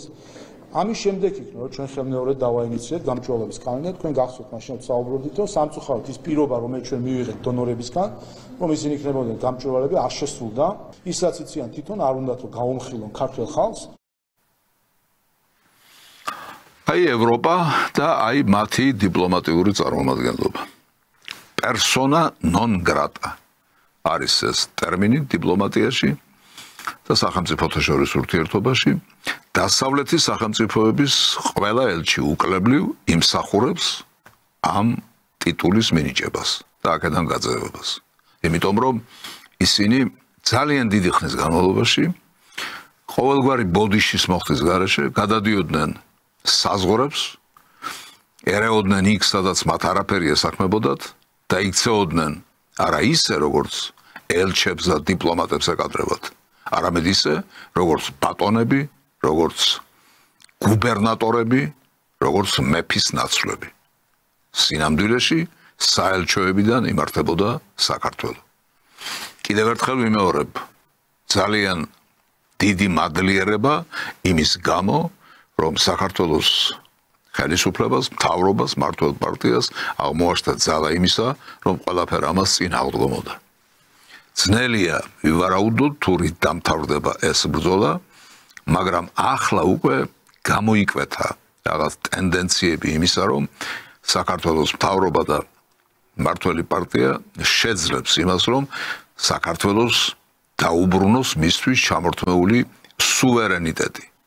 და საქართველო გახადოს დამოუკიდებელი სახელმწიფო, იმიტომ რომ ზურგის ქარი ქრის ასეთი. ამერიკის შეერთებულ შტატებში დაწყებული აი ეს რევოლუციური ამბები და წინააღმდეგობათა გამწვავება და კრიზისი, რომელიც იქნება, რა თქმა უნდა, რაღაც პარალელურ მოვლენებს იწვევს, მათ შორის ევროპაშიც და მათ შორის ჩვენნაირ ქვეყნებშიც, რომლებიც არც ევროპა ვართ ჯერ და არც ოფიციალურად არც ერთ სტრუქტურას არ ვეკუთვნით, მაგრამ მაინც მოვიაზრებით ევროპის რაღაც თანმხლებ სახელმწიფოებად და ამიტომ რა თქმა უნდა ევროპიდან ჩვენთანაც გადმოვა ის ძალისხმევა, რომელიც ამერიკის შეერთებული შტატებიდან მოდის, რომელიც იქ უკვე დაიწყო. აი ასეთი არის ეს პროცესები და ახლა რას შობა ის, რას აკეთებს ის ადამიანები, ის ძალა, რომელსაც ქვია დასავლეთის მეხუთე კოლონა, რომელსაც ქვია დასავლეთის აგენტურა. ისინი რამდენიმე მაგალითი გიჩვენეთ, თუ როგორ იმედებს ამყარებენ მომავალზე და როგორ ცდილობენ, რომ არ დაუსყდეთ ეს ყველაფერი ხელიდან, არიან ასეთები, არიან ისეთებიც, რომლებიც გასუსულები არიან, ვითომ ეს მათ არ ეხება, ვითომ ესენი იმ ორგანიზაციების უშუალო წარმომადგენლები და მათი დავალებების შემსრულებლები არ იყვნენ. აი ასე იქცევიან. საერთაშორისო სკანდალის ფონზე ოპოზიცია ცდილობს ამტკიცოს, რომ მათ უცხოური ფონდების დაფინანსების სკანდალი არ ეხებათ და მეტიც ტრამპის ადმინისტრაციის განცხადებები მხოლოდ ამერიკის შიდა საქმეა. ამერიკის შეერთებული შტატების შიდა პოლიტიკა არის მათი შიდა პოლიტიკა. საქართველოში მოქმედი ეგრეთ წოდებული გავლენიანი არასამთავრობო ორგანიზაციები დემოკრატიული პროცესების გაღრმავების ნაცვლად დემოკრატიული პროცესებისთვის ხელის შეშლაში მონაწილეობენ. მართლ გუნდში ამბობენ, რომ ეს პროცესი საბოლოოდ ქვეყნებს შორის ურთიერთობების დაზიანებას იწვევს. კარგად უნდა გვესმოდეს ყველას, რომ ევროპელი ბიუროკრატები რეალურად თავისი საქმიანობით ევროპის და ევროპულობის ევროპული ღირებულებების საწინააღმდეგოდ იბრძვიან და აქვე არის ბრძოლა საქართველოს და ქართული ხალხის ინტერესების საწინააღმდეგოდ. ზუსტად ასეა ეს ყველაფერი ჩვენ და სამწუხაროდ და ჩვენ ხშირად გქონია შეხება ყველა ჩვენგანს მთელ მოსახლეობას იმასთან, რომ ისინი ქადაგებენ დემოკრატიას, ქადაგებენ სიტყვის თავისუფლებას, ქადაგებენ გამოხატვის თავისუფლებას, მაგრამ ეს მარტო მათთვის. როდესაც საზოგადოების რომელიმე წევრი მოითხოვს სიტყვის თავისუფლებას და გამოხატვის თავისუფლებას, ისინი პირდაპირ ჩაქოლავენ ხოლმე მათ, რომ არ მიეცეთ გასაქანი საკუთარი აზრების გამოთქმისა და გამოხატვის. რატომ? იმიტომ რომ ლიბერალებს კი ირქმევენ, მაგრამ ფაშისტები არიან, პირწავარდნილი ფაშისტები, სისხლიანი ფაშისტები, დაუნდობელი ფაშისტები. ეს არის მათი მოკლე დახასიათება. ახლა როგორც ჩანს, მარწუხებს მოუჭერენ. აი ამ ლიბერალ ფაშისტებს მარწუხებს თანდათანობით მოუჭერენ. ქართულმა ოცნებამ ქვეყნის ინტერესების კიდევ უფრო ეფექტიანად დაცვისკენ მიმართული საკანონმდებლო ცვლილებები შეიმუშავა. პარტიის აღმასრულებელი მდივნის მამუკა მდინარაძის მიერ ჩამოთვლილი სიახლეები ეხება როგორც ადმინისტრაციულ სამართალდარღვევათა, ისე სისხლის სამართლის კოდექსებს. მათ შორის მესაკუთრის წინასწარი თანხმობის გარეშე იკრძალება დახურულ სივრცესა და შენობებში აქციების ჩატარება, ასევე ძალადობრივი ქმედებებისკენ საჯაროდ მოწოდებისთვის განისაზღვრება პატიმრობა 3 წლამდე ვადით, აგრეთვე სასჯელი იზრდება პოლიციელის ჯანმრთელობის ხელყოფის ფაქტზე. სისხლის სამართლის კოდექსშიც გვექნება მთელი რიგი ცვლილებები, რომლებიც განპირობებულია ფსევდოლიბერალების ფაშისტური ქმედებების პრევენციის მიზნით, რასაც მრავლად ვხედავთ ამ ბოლო პერიოდის განმავლობაში. იმედია, რომ ეს ბრძოლა მივა გამარჯვებამდე და ის ძალები, რომლებიც მართლაც ღიად და მართლაც დაუნდობლად იბრძვიან საქართველოს წინააღმდეგ, ქართველი ხალხის წინააღმდეგ, საქართველოს ხვალინდელი დღისა და მომავლის წინააღმდეგ, იქნებიან მხილებულნი კანონისა და სამართლის დაცვით, კონსტიტუციის დაცვით, მაგრამ რაც შეიძლება მკაცრად. ამის იმედი გვაქვს და მოვლენებიც ამას გვიქადის, ასე ვთქვათ. საქართველოში კვლავ გრძელდება დიპსტეიტის აგენტების მიერ ხელისუფლების ცვლილების მცდელობა. პატრონების დავალებით ისინი კვლავ აგრძელებენ ქვეყნის ჯანჯღარს. კი ითქვა ამის შესახებ უკვე, რომ აქ თითქოს არ იგრძნობა არაფერი, რა პროცესებიც არის დაწყებული, თითქოს ყველაფერი თავი გზით მიდის. ეს მეხუთე კოლონაც იმედს არ კარგავს და რა თქმა უნდა, ეს ყველაფერი შესაძლებელია გამწვავდეს კიდეც დროებით, თუმცა რა თქმა უნდა, მათი მარცხით უნდა დამთავრდეს ეს ყველაფერი, იმიტომ რომ ამ ეგრეთ წოდებულ deep state-თან და ამ უბედურებასთან რის შესახებაც ჩვენ დღეს ვსაუბრობთ, ბრძოლა საქართველომ კი გამოუცხადა ბრძოლა მათ, მაგრამ ახლა მას საქართველო არ წარმართავს. ახლა ეს ბრძოლა უკვე ამერიკის შეერთებულ შტატებშია პრეზიდენტის დონეზე გაჩაღებული. დაპირების სამებრ დონალდ ტრამპმა ინაუგურაციიდან რამდენიმე წუთში Deep States ღია ბრძოლა გამოუცხადა. გადაწყვეტილებები ერთმანეთის მიყოლებით მიიღება, რაც საქართველოში ქმნის მოლოდინს, რომ ამერიკის 47 პრეზიდენტის პოლიტიკა პოზიტიურ გავლენას გონივრულ ვადაში ჩვენს ქვეყანაზეც მოახდენს. თუმცა მანამდე ბრძოლა საქართველოს შიდა და გარე მტრების წინააღმდეგ აქტიურ ფაზაშია. როგორც უკვე ითქვა, პაპუაშვილის პირით ითქვა ეს ამბავი, რომ აქ ჯერ კიდევ არ იგრძნობა ეს ამბებიო. ეს ამბები არ იგრძნობა, იმიტომ რომ აქ არიან ძალები, რომლებიც ჯერ კიდევ მაორგანიზებელ ძალას წარმოადგენენ და განაგრძობენ ბრძოლას არა იმის შესაბამისად, რაც ახლა ხდება ამერიკის შეერთებულ შტატებში, არამედ ინერციით. ძველი პოლიტიკის, ძველი პოლიტიკური კურსის, ძველი მიმართულებების შესაბამისად. ვინ არიან ესენი? რა თქმა უნდა, პირველ რიგში ეს არის ამერიკის შეერთებული შტატების საელჩო. საქართველოში მიმდინარე აგენტურული ქმედებების ერთ-ერთ მთავარ წამხალისებლად კვლავ ამერიკის საელჩო იგულისხმება. მიუხედავად ტრამპის გაცხადებული პოზიციებისა, რომ თუნდაც ამერიკელი გადამხდელების თანხების სხვა ქვეყნებში სიტუაციის დესტაბილიზაციისთვის არ უნდა გამოიყენებოდეს, როგორც ჩანს, Deep State-ის საკუთარი ინტერესების გატარებას საქართველოში საელჩოს დახმარებით მაინც ცდილობს. ასეა და მათ ჩას მთავრობას, ხელისუფლებას არ გამორჩენია მხედველობიდან ის ამბავი, რომ იმ მოვლენებს და იმ პროცესებს შორის, რაც ამერიკის შეერთებულ შტატებში დაიწყო და იმ საქმიანობას შორის, რასაც ამერიკის შეერთებული შტატების საელჩო აქ ჯერ კიდევ განაგრძობს, არის ფუნდამენტალური, დიამეტრალური განსხვავება და ისინი ერთმანეთთან წინააღმდეგობაში მოდიან.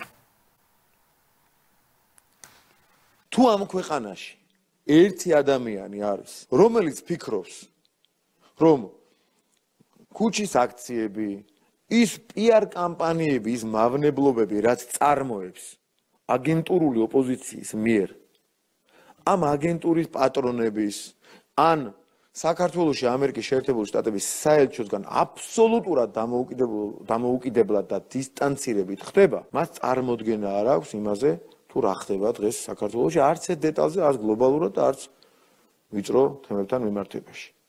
და სამწუხაროა, რომ ამერიკის შეერთებული შტატების ახლად არჩეული ხელისუფლების განცხადებები, ნარატივები ერთია და მისი ქვედარგოლების, მათ შორის საქართველოში ამერიკის საელჩოს მოქმედება აბსოლუტურად აცდენილია იმ განცხადებებს, რასაც ვისმენთ.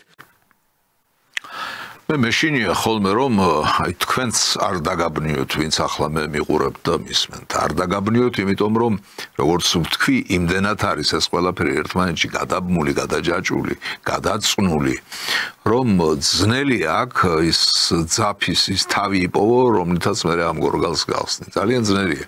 იმიტომ რომ ხედავთ რა ვითარებაა შექმნილი. ამერიკის შეერთებული შტატების პრეზიდენტი და ადმინისტრაცია აბსოლუტურად სხვა პოლიტიკას ატარებს, დაიწყო სხვა პოლიტიკის გატარება, მაგრამ მისი საელჩო საქართველოში აბსოლუტურად სხვაგან არის და სხვა მიმართულებებს მისდევს. ძველ უკვე უარყოფის ამერიკის შეერთებული შტატების უმაღლესი ხელისუფალის მიერ უკვე უარყოფილ ტენდენციებს მისდევს ისევ. აი კიდევ ერთი სიუჟეტი ამასთან დაკავშირებით. ყველა თანხმდება, რომ ურთიერთობების გადატვირთვისთვის აუცილებელია საქართველოში ამერიკის საელჩო თავისივე ქვეყნის პოლიტიკის რელსებზე დადგეს. ჯერჯერობით სამწუხაროდ საქართველოში ისევ აქვს საცეცეები Deep State გლობალური ომის პარტიას, უშინდელი რადიკალური პროცესი სწორედ ამას მოასწავებს, რომ ამ ეტაპამდე ჯერჯერობით ისევ ხდება მათ შორის, როგორც ჩანს, ამერიკის საელჩოს მიერ კოორდინირებული ეს რადიკალური პროცესები. სამწუხაროდ ასეა, რთულია ყველაფერ ამაში გარკვევა, მაგრამ სადაც ვერ გავერკვევით, უნდა მივხვდეთ, ჩავწვდეთ რაღაცნაირად, ვიგრძნოთ რაღაცნაირად, რომ თლად ისე არ არის საქმე, როგორც ვიღაცა სურს რომ წარმოაჩინოს, როგორც აი ამ დასავლეთის აგენტურის ტელეარხები წარმოადგენენ ხოლმე იმ ადამიანებს, რომლებიც ქუჩაში დარბიან, რომ აი გულანთებული ახალგაზრდები, პატრიოტი ახალგაზრდები და ასე შემდეგ. ესენი არიან ის ნაძირალები, რომლებიც იმართებიან ამერიკის შეერთებული შტატების საელჩოდან, მისი სტრუქტურებიდან და თვითონ ამერიკის შეერთებული შტატების საელჩო წინააღმდეგობაში მოდის ამერიკის ადმინისტრაციასთან, ამერიკის შეერთებული შტატების პრეზიდენტის ახალ პროგრამასთან და წარსულშია ჩარჩენილი. აი ამას ყიდიან ისე თითქოს ისინი, ვინც ქუჩაში ღრავიან და ეს აბაზანის ხალათივით რომ მოუხურავთ ეს ხუჯრიანი დროშები და ამით იცდილობენ რომ პატრიოტებად გაასაღონ თავის სინამდვილეში დასავლეთის მეხუთე კოლონისა და დასავლეთის აგენტურის მიერ დაქირავებული არამზადები არიან და მეტი არაფერი. ამის გაცნობიერება ქართველმა ხალხმა, მისმა უდიდესმა ნაწილმა, რა თქმა უნდა მოახერხოს. ახლა აი ამ თემას დავანებოთ თავი და გადავიდეთ, ისევ რა თქმა უნდა ამ სიტუაციებში ვტრიალებთ, მაგრამ გადავიდეთ ახალი კანონებისკენ, რომლის შესახებ ინიციატივაც უკვე გაჩნდა საქართველოში. პირობას ვაძლევთ საზოგადოებას, რაც უფრო მეტი იქნება წნეხი, ზეწოლა, შანტაჟი და საქართველოს დამოუკიდებლობის ხელყოფის, არეულობის და ქაოსის მცდელობები ჩვენს ქვეყანაში. მით უფრო მკაცრი იქნება რეაგირება ამ ყველაფერზე და გაგრძელდება მათ შორის როგორც სამართლებრივი, ასევე პოლიტიკური რეაგირებები იმისათვის, რომ მოხდეს ამ ყველაფრის პრევენცია. სამართლებრივი და პოლიტიკური. სამართლებრივი ნიშნავს იმას, რომ იქნება ამოქმედებული კანონები, რომლებიც საზოგადოებას დაიცავს მავნე ზეგავლენისგან, რაც შეიძლება წამოვიდეს ამ მეხუთე კოლონიდან და დასავლეთის აგენტურიდან. კანონების ენით, კანონების გზით, კანონების საშუალებით უნდა დაუპირისპირდეთ ამ მავნე გავლენებს დასავლეთისა. კერძოდ რა კანონზეა საუბარი? ისევ აქტუალური რჩება ქვეყნის გარედან საქართველოში შემოსული თანხების გამჭვირვალობის საკითხი. ამ გამოწვევასთან გასამკლავებლად კი მმართველი გუნდი ამერიკული ფარას პირდაპირ ასლის ინიცირებას აანონსებს. ამერიკის შეერთებული შტატების ახალმა ხელისუფლებამ აღიარა, რომ ამერიკული დაფინანსება ხმარდებოდა სხვადასხვა ქვეყანაში, მათ შორის საქართველოში არეულობის და რევოლუციის მხარდაჭერას. შარშან პარლამენტმა მიიღო ფარას მსუბუქი ვერსია, რომელიც ჯერ სრულფასოვნად არც აგვიმოქმედებია, თუმცა იცით, რომ მიუხედავად მისი ძალაში შესვლისა. რეესტრში რეგისტრაციაც კი არ გაუვლია რამდენიმე ათეულ, ყველაზე მდიდარ და გარედაფინანსების მიმღებ ყველაზე მსხვილ არასამთავრობო ორგანიზაციას. ამიტომ მის ნაცვლად მივიღებთ ახალ ამერიკულ კანონს, მისი მოქმედი რედაქციის პირდაპირ ასლს და უზრუნველყოფთ მის სრულფასოვან ამოქმედებას. არა რუსულ კანონს, არამედ ამერიკულ კანონს. ამერიკაში მოქმედ კანონს. ის კანონი გამჭვირვალობის შესახებ, რომელიც იქნა მიღებული და რომელსაც ამდენი აურზაური და ალიაკოთი მოყვა საქართველოში, რა თქმა უნდა, ამერიკული იყო. მაგრამ მათ ყველაფერი გაზდით, იმიტომ რომ მათ აქვთ მედია საშუალებები. მათ შეუძლიათ პროპაგანდა გაუწიონ არარსებულს. მათ შეუძლიათ თეთრი შავად მოაჩვენონ საზოგადოებას. მათ შეუძლიათ თავდაყირა დააყენონ მოვლენები, ფაქტები და სიტუაციები. ყველაფერი შეუძლიათ, იმიტომ რომ მედია საშუალებებს ფლობენ. ახლა თავრობა და ხელისუფლება გადაწყვეტილი აქვს მიიღოს ეს ეგრეთ წოდებული ფარას კანონი, რომელიც მოქმედებს ამერიკის შეერთებულ შტატებში და მიიღოს პირდაპირ კალკირებული, გადმოწერილი, სიტყვასიტყვით თარგმნილი და საქართველოსთან შესაბამისობაში მოყვანილი. ამის შემდეგ, რა თქმა უნდა, ვერავინ ვერ იტყვის, რომ ეს რუსული კანონია, თუმცა მათ ენას ძვალი არ აქვთ და რაც უნდათ იმას იტყვიან, მაგრამ ვერ დაამტკიცებენ, უბრალოდ ხელის მოსაკიდებას ვერაფერს იპოვიან, იძახონ, რომ ეს არის რუსული კანონი. და კიდევ ერთი კანონი, რომელიც უნდა შემოვიდეს, ეს უკვე მედია საშუალებებს შეეხება. იმ მედია საშუალებებს, რომლებიც ათეულობით წლების განმავლობაში მუშაობენ საზოგადოებისთვის, ადამიანებისთვის, ტვინის გამოსარეცხად, მათ მოსატყუებლად და დეზინფორმაციის გასავრცელებლად. მათ უნდა შეეხოს ის კანონი, რომელიც ასევე იქნება ინიცირებული. მედიის კანონია კიდევ ერთი სიახლე, რომელზეც საპარლამენტო უმრავლესობის ლიდერმა ისაუბრა. უკვე ცნობილია, რომ შესაბამისი საკანონმდებლო ინიციატივა ბრიტანული კანონმდებლობის შესაბამისად მომზადდება. დავიწყებთ მუშაობას ხვალიდანვე და დაინიცირდება მედიის კანონი, რომელსაც მივიღებთ ბრიტანული მოდელისა და კანონმდებლობის შესაბამისად. კანონით დადგინდება მედიის ობიექტურობის, აგრეთვე ჟურნალისტური ეთიკის სტანდარტები, განისაზღვრება აღნიშნული სტანდარტების მონიტორინგის და დაცვის ინსტიტუციური მექანიზმები. შეიზღუდება მედია საშუალებების დაფინანსება უცხოური წყაროებიდან. აი ასე თუ იქნება ბრიტანული კანონი გადმოწერილი, ასეთ შემთხვევაში ვერავინ ვერ იტყვის, რომ ეს რუსულია, რომ ეს მიუღებელია და ასე შემდეგ. მათ ან უნდა ცნონ ეს კანონი, ან უნდა აღიარონ, რომ ბრიტანული კანონი არ ვარგა. ან უნდა ცნონ ფარას კანონი, ან უნდა აღიარონ, რომ ამერიკული კანონი და კანონმდებლობა არ ვარგა. აი ასეთ მდგომარეობაში აყენებს დღევანდელი მთავრობა და მმართველი პარტია იმ ძალებს, რომლებიც წლების განმავლობაში საქართველოს საზიანოდ მოქმედებდნენ. რითი და ვისი გავლენებით და საშუალებით მოქმედებდნენ ისევ და ისევ იმ ორგანიზაციების, USAID-ია თუ სხვა, NED-ია თუ სხვა ორგანიზაციები, რომლებიც მათ გულუხვა დაფინანსებენ, შემდეგ ამ დაფინანსების მიზანი რაღაცა მიზანს ხომ ისახავს ეს დაფინანსება. აი ეს უნდა იყოს პროპაგანდირებული, ეს უნდა იყოს საზოგადოებისთვის ამოყირავებული, ანუ თეთრია და შავად მიწოდებული და უნდა იყოს საზოგადოება შეცდომაში შეყვანილი. ამას კომპლექსურად ახერხებდნენ, იმიტომ რომ არსებობს ფული, არსებობს შემკვეთი, არსებობს ორგანიზაციები, რომლებიც ამას აიტაცებენ და არსებობს მედია საშუალებები, რომლებსაც ეს ყველაფერი საზოგადოებამდე მიაქვთ. აი ეს ერთიანი წრე, ჯადოსნური წრე, ბოროტი წრე. აი ეს წრე უნდა როგორმე მოიშალოს. აი ამიტომ ისევ და ისევ მივდივართ იმ თქვათ იგივე USAID-მდე, რომელიც აფინანსებდა რას? რევოლუციებს და სახელმწიფო გადატრიალებებს.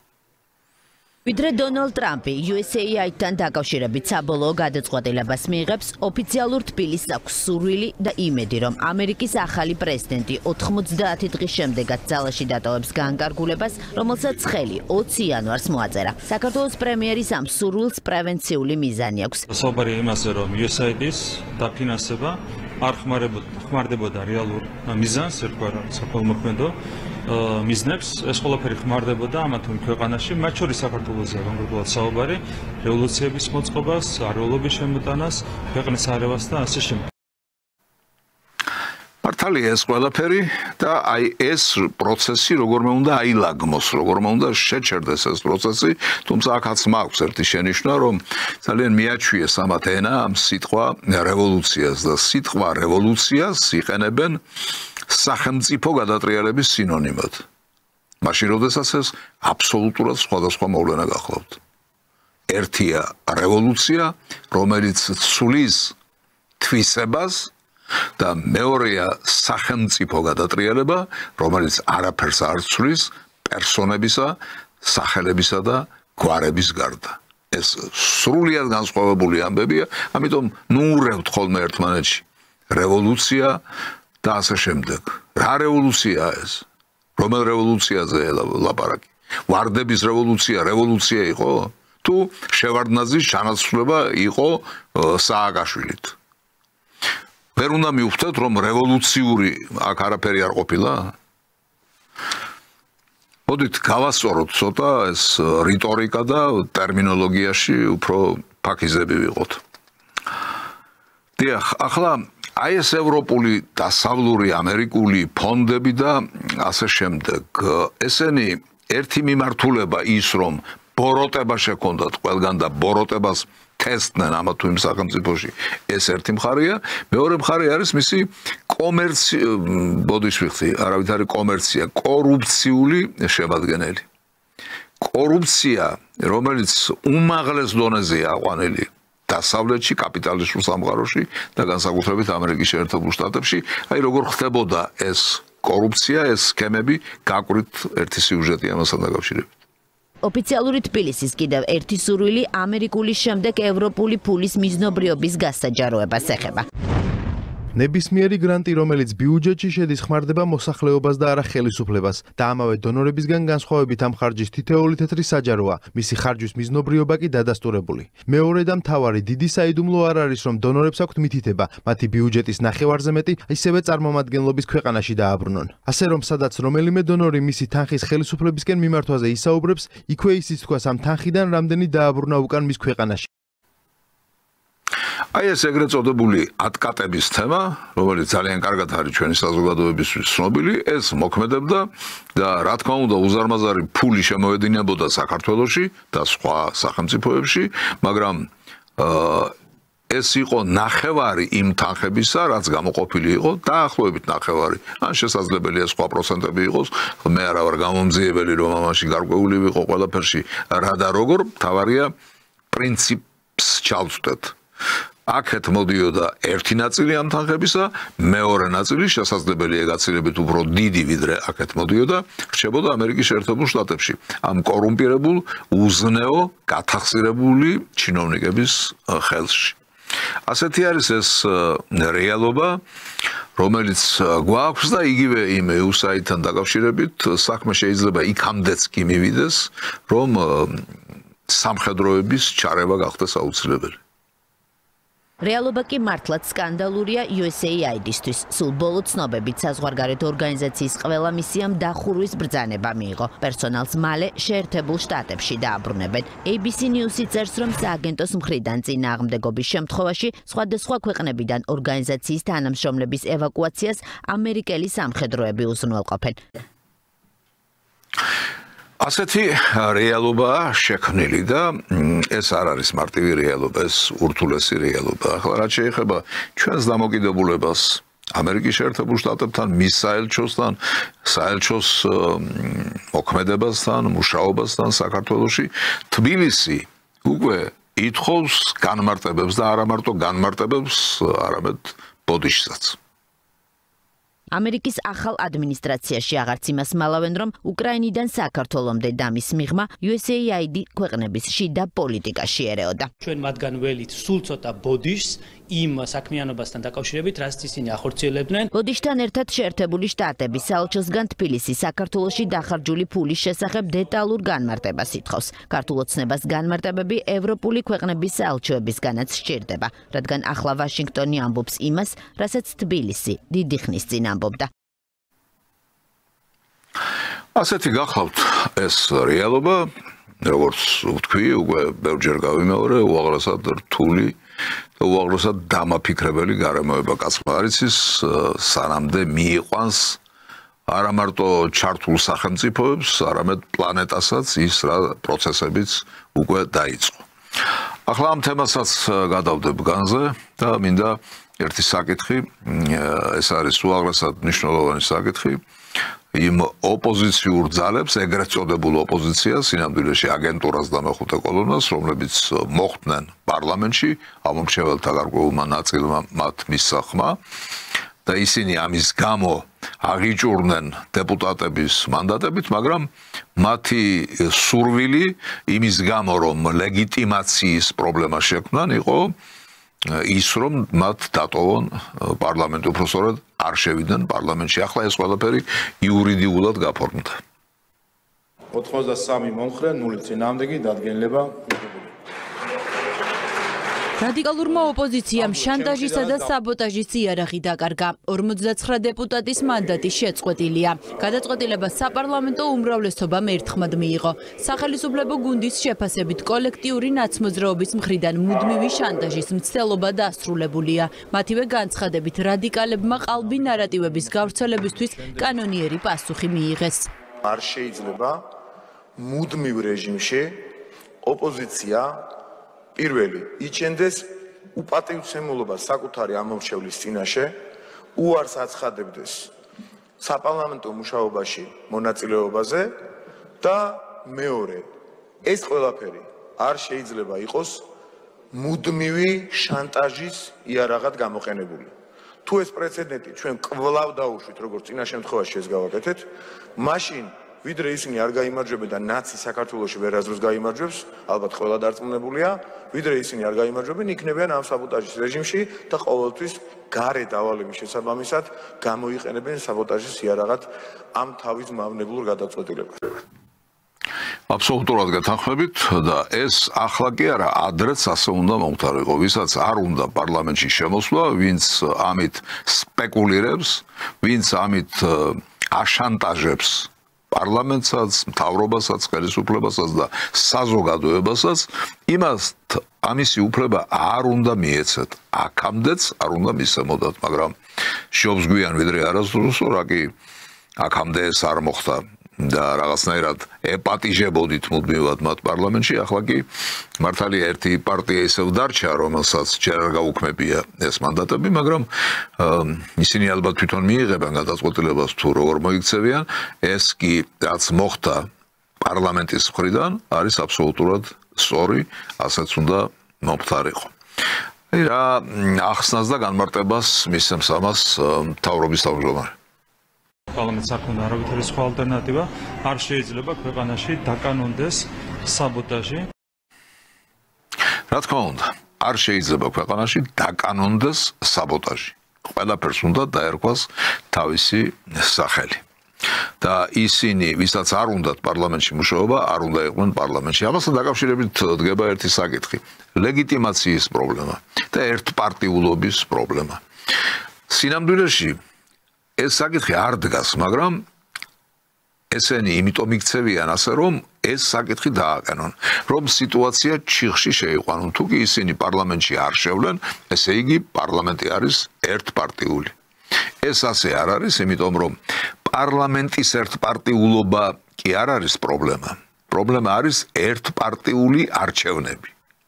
თუ კი ერთპარტიული არჩევნები ტარდება, რა თქმა უნდა, ასეთ შემთხვევაში საქართველოშიც და სხვაგანაც დგება ლეგიტიმაციის საკითხი და დგება ერთპარტიულობის პრობლემა, მაგრამ თუ არჩევნები მრავალპარტიულია და ამის შემდეგ სპეკულაციის მიზნით, საბოტაჟის მიზნით, შანტაჟის მიზნით პარტიები, რომლებმაც გაიმარჯვეს და საპარლამენტო მანდატები მოიპოვეს, არ შედიან პარლამენტში, ეს იმას არ ნიშნავს, რომ ეს პარლამენტი არის ერთპარტიული. ისინი არსებენ პატივს თავიანთ ამომრჩეველს, ისინი არსებენ პატივს დემოკრატიულ პროცესს და პარლამენტში დატოვეს ერთი პარტია. რა ვქნათ? რა ხდება? რა არის პრობლემა?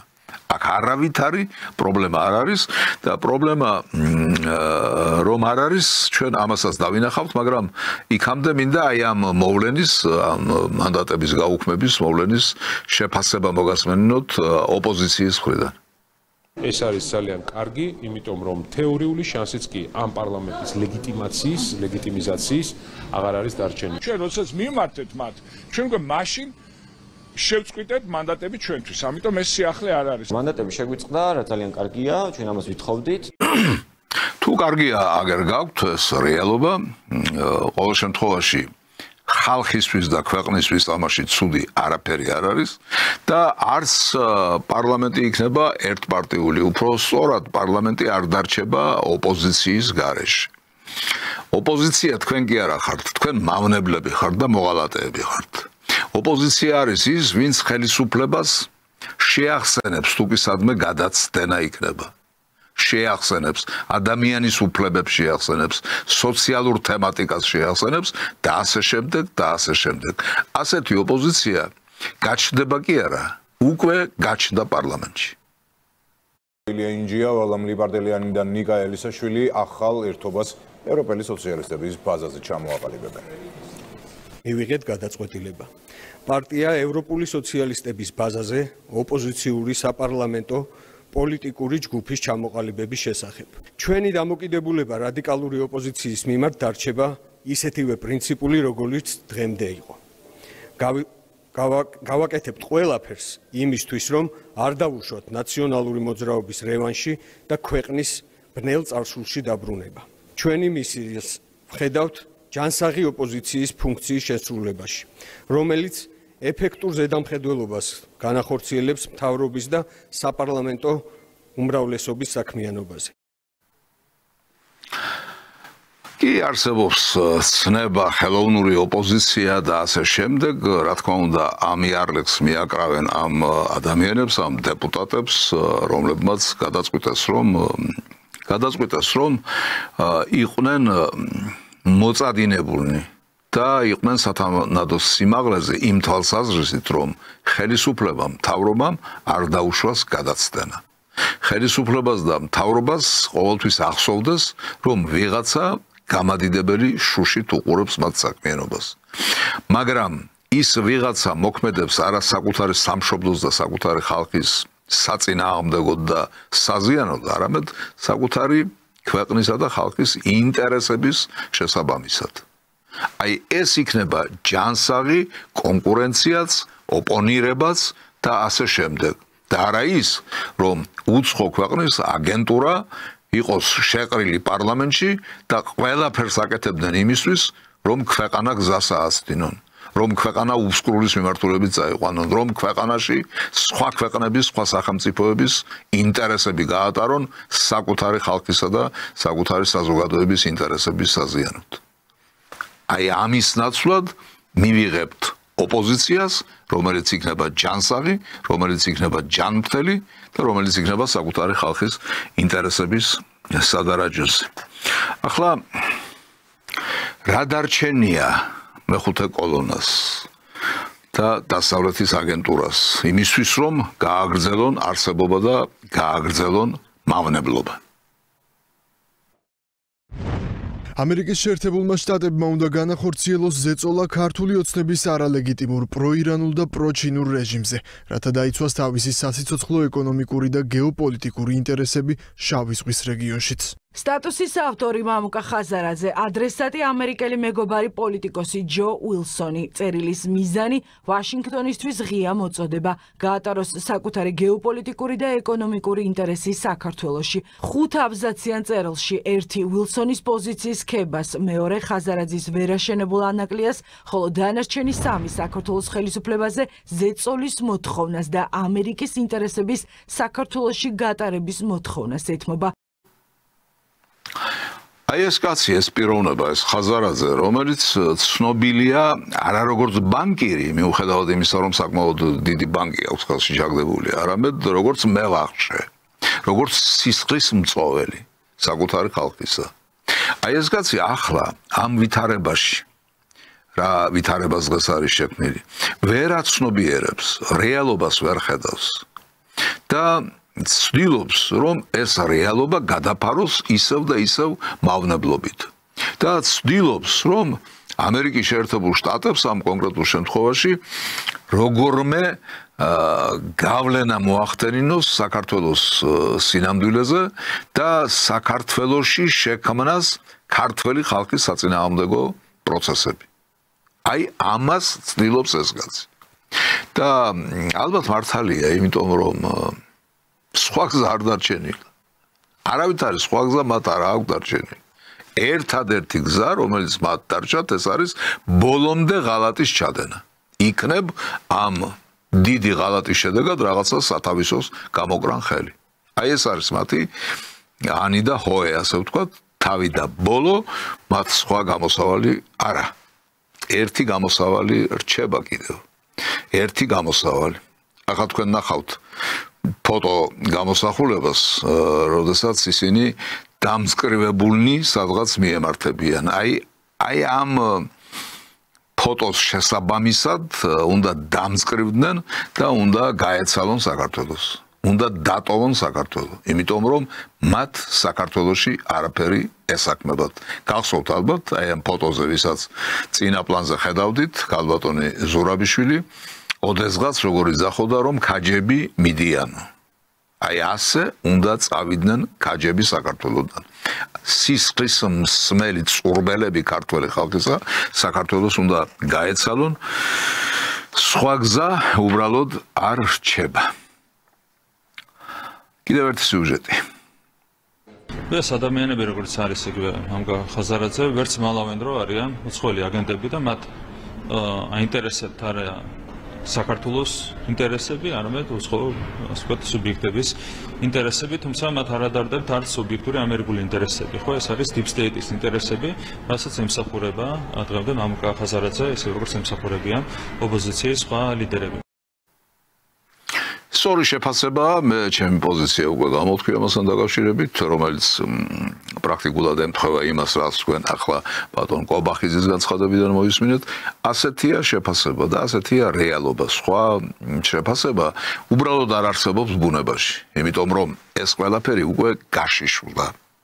ისინი რენტგენის სხივებით არიან გაშუქებულნი და ჩანან თავიდან ბოლომდე რა არიან და რას წარმოადგენენ. ახლა მინდა კიდევ ერთ საკითხს შევეხო, ეს არის საპარლამენტო კომისია, რომლის შესახებ განცხადება უკვე იყო გაკეთებული, მაგრამ რომელიც ახლა ჩამოყალიბდა, ეს არის კომისია, რომელიც შეისწავლის ნაციონალური რეჟიმის მიერ ჩადენილ დანაშაულებს. მმართველი გუნდი წინასაარჩევნო დაპირების შესრულებაზე მუშაობას იწყებს.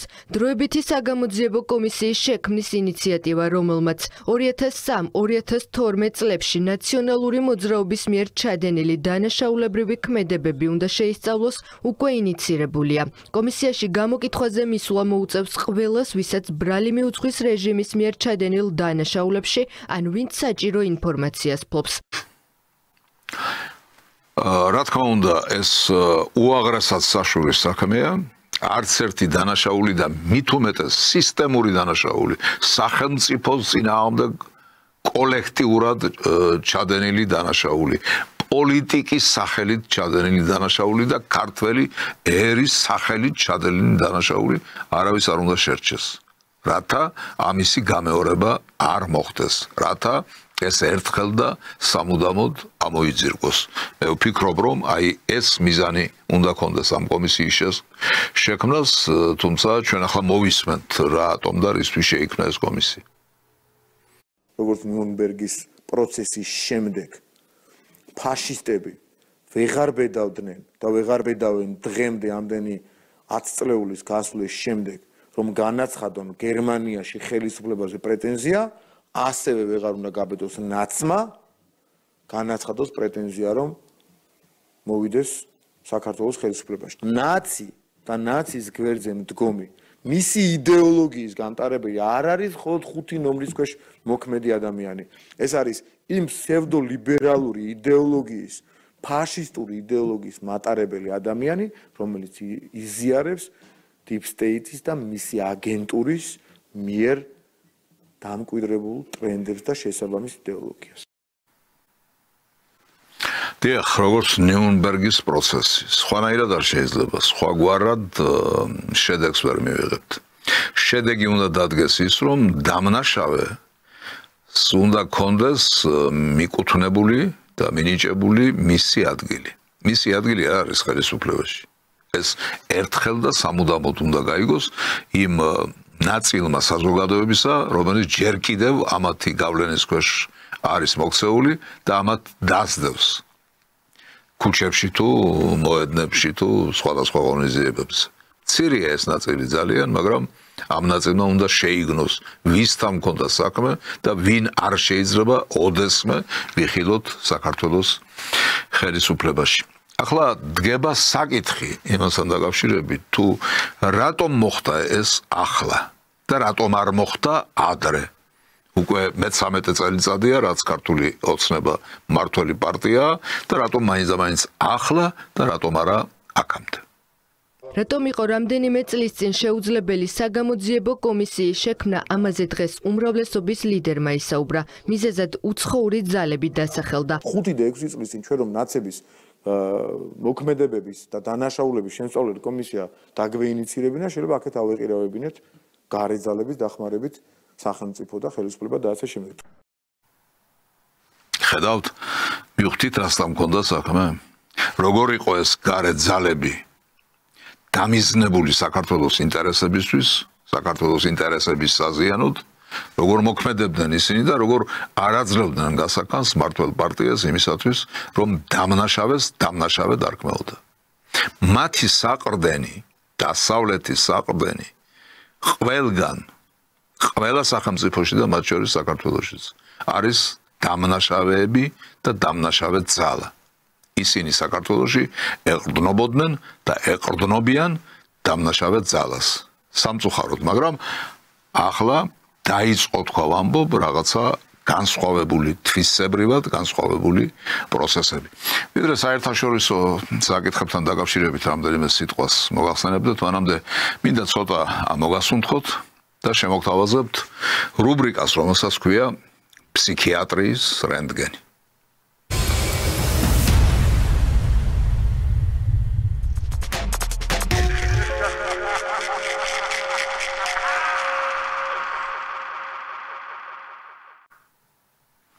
მეათე ადგილზე გასული ვიდეო.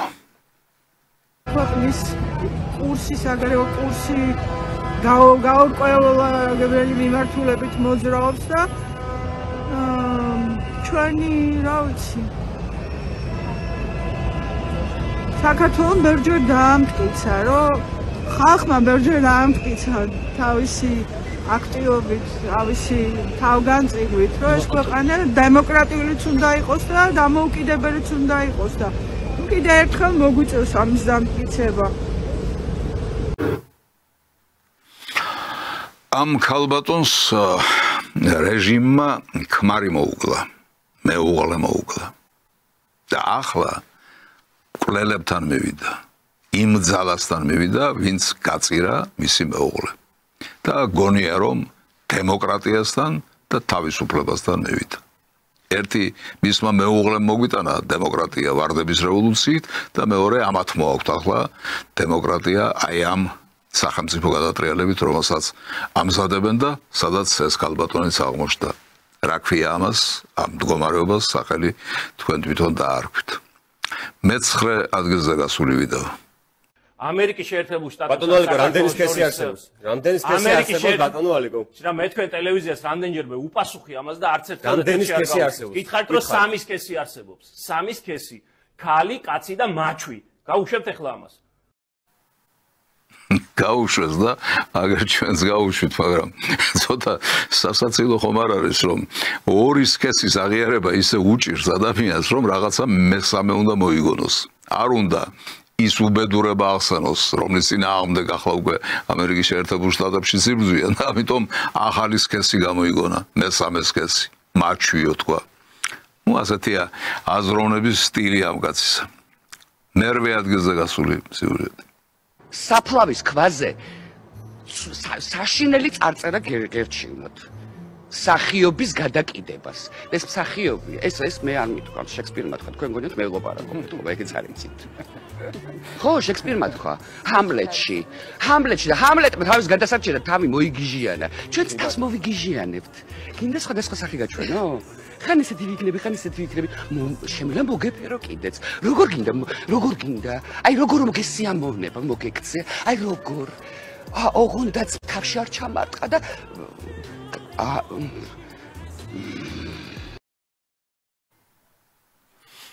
ეს ქალბატონი მე სცენაზე არ მინახავს და იმედია არც ვნახავ, მაგრამ რასაც სცენაზე ვერ აკეთებს ალბათ სახიობური ეფექტის მიღწევას, სადაც ვერ ახერხებს, იქ სადაც უნდა ახერხებდეს. იმისი კომპენსირებას ცდილობს ახლა. აი ამ ვიდეო მასალაში, რომელსაც აქვეყნებს და ვხედავთ რაღაცა უნიჭობისა და სისულელის ნაზავს, რომელიც საბოლოო ჯამში ფსიქიატრიასთან მიდის. მე-7 ადგილზე გასული ვიდეო. ტრამპი არის სერიოზული პრობლემა, ის რეალურად წარმოადგენს ხო ნეოფაშისტურ ძალას, რომელიც საბაზისო თავისუფლებისა და თანასწორობის ღირებულებებზე ამბობს უარს. აჰა, ტრამპის შეფასებაც ხომ მოვისმინეთ. ასეთია ამ ადამიანების დამოკიდებულება პიროვნებების მიმართ, მოვლენების მიმართ და საერთოდ სისულელესა და სიგიჟეში იხარშებიან სამწუხაროდ. მე-6 ადგილზე გასული ვიდეო. ამერიკელი ერთი ევროპელი მითხარი, ვისაც ქართველი ჯარისკაცი ან პოლიციელი ყავ მოკლული. ეგოიმე არ უნდა გავამარჯვებინოთ კარი. ძალადობით ამ პლანეტა გავხეთქავთ შუაზე. ეს რას ეს რას მოითხოვა აცვანაკეთ ამათ საბლატაო სად არის არჩევნებს ახალ არჩევნებს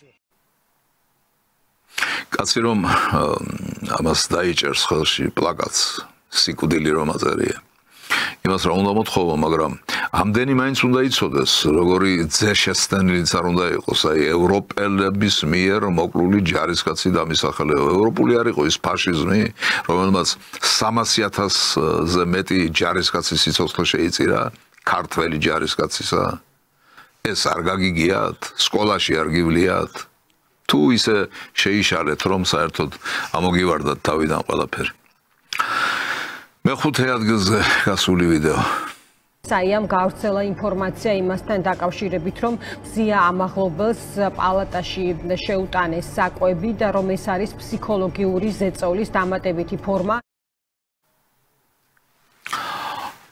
ქალბატონი, რომელიც დაპატიმრებულია და რომელიც გადაიყვანეს სტაციონარში, საავადმყოფოში, სადაც ის მოათავსეს და სადაც მას უნდა უმკურნალონ. იქ მიართვეს საკვები, მიუხედავად იმისა, რომ ის შიმშილობს. საკვების მირთმევა იმას ნიშნავს, რომ მას უთხრეს, შენ თავი არ უნდა მოიკლა შიმშილით. ჩვენ ამაში ხელს ვერ შეგიწყობთ. შენ გაქვს ყველა პირობა იმისათვის, რომ იცოცხლო, აგერ საკვები, აგერ ექიმი, აგერ წამალი, აგერ დახმარება, თუ რამე დაგჭირდებაო. ეს გარეწრები ნახეთ, რას ამბობენ. ეს არის ფსიქოლოგიური ზეწოლა. გესმით? ის რომ ადამიანს საკვები მიართვეს. არის თურმე ფსიქოლოგიური ზეწოლა. მეოთხე ადგილზე გასული ვიდეო. მე უკრაინელი ვარ და დედა ჩამეთქა ბიჭო, ისე დარწმუნებით თქვიო რომ შენ უკრაინელი ხარ რომ დავიწყე ფიქრიო მაინც რაღაც ახალგაზრდობაში რაღაც ხო არა მაქვს მიქარული ვინმე უკრაინელს.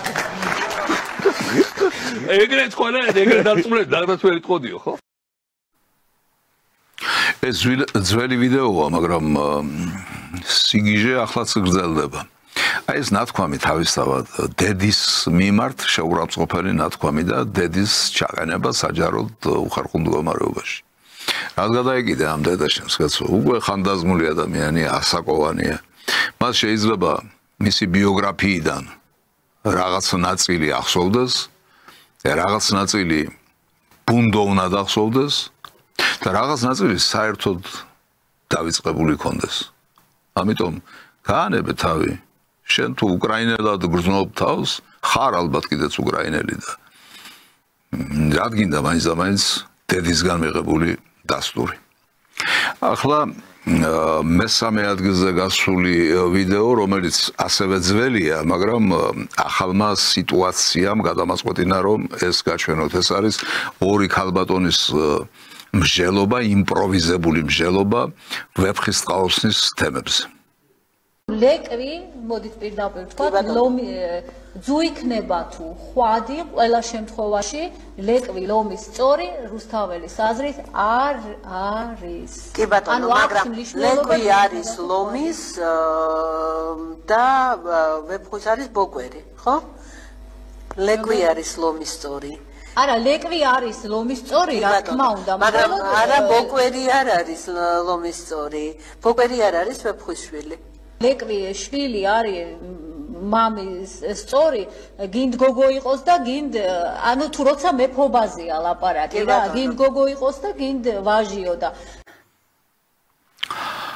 ახლა თქვენ რაც მოისმინეთ, მარტო სისულელე არ არის, ფსიქიატრიასთან წილნაყარი ამბებია, როდესაც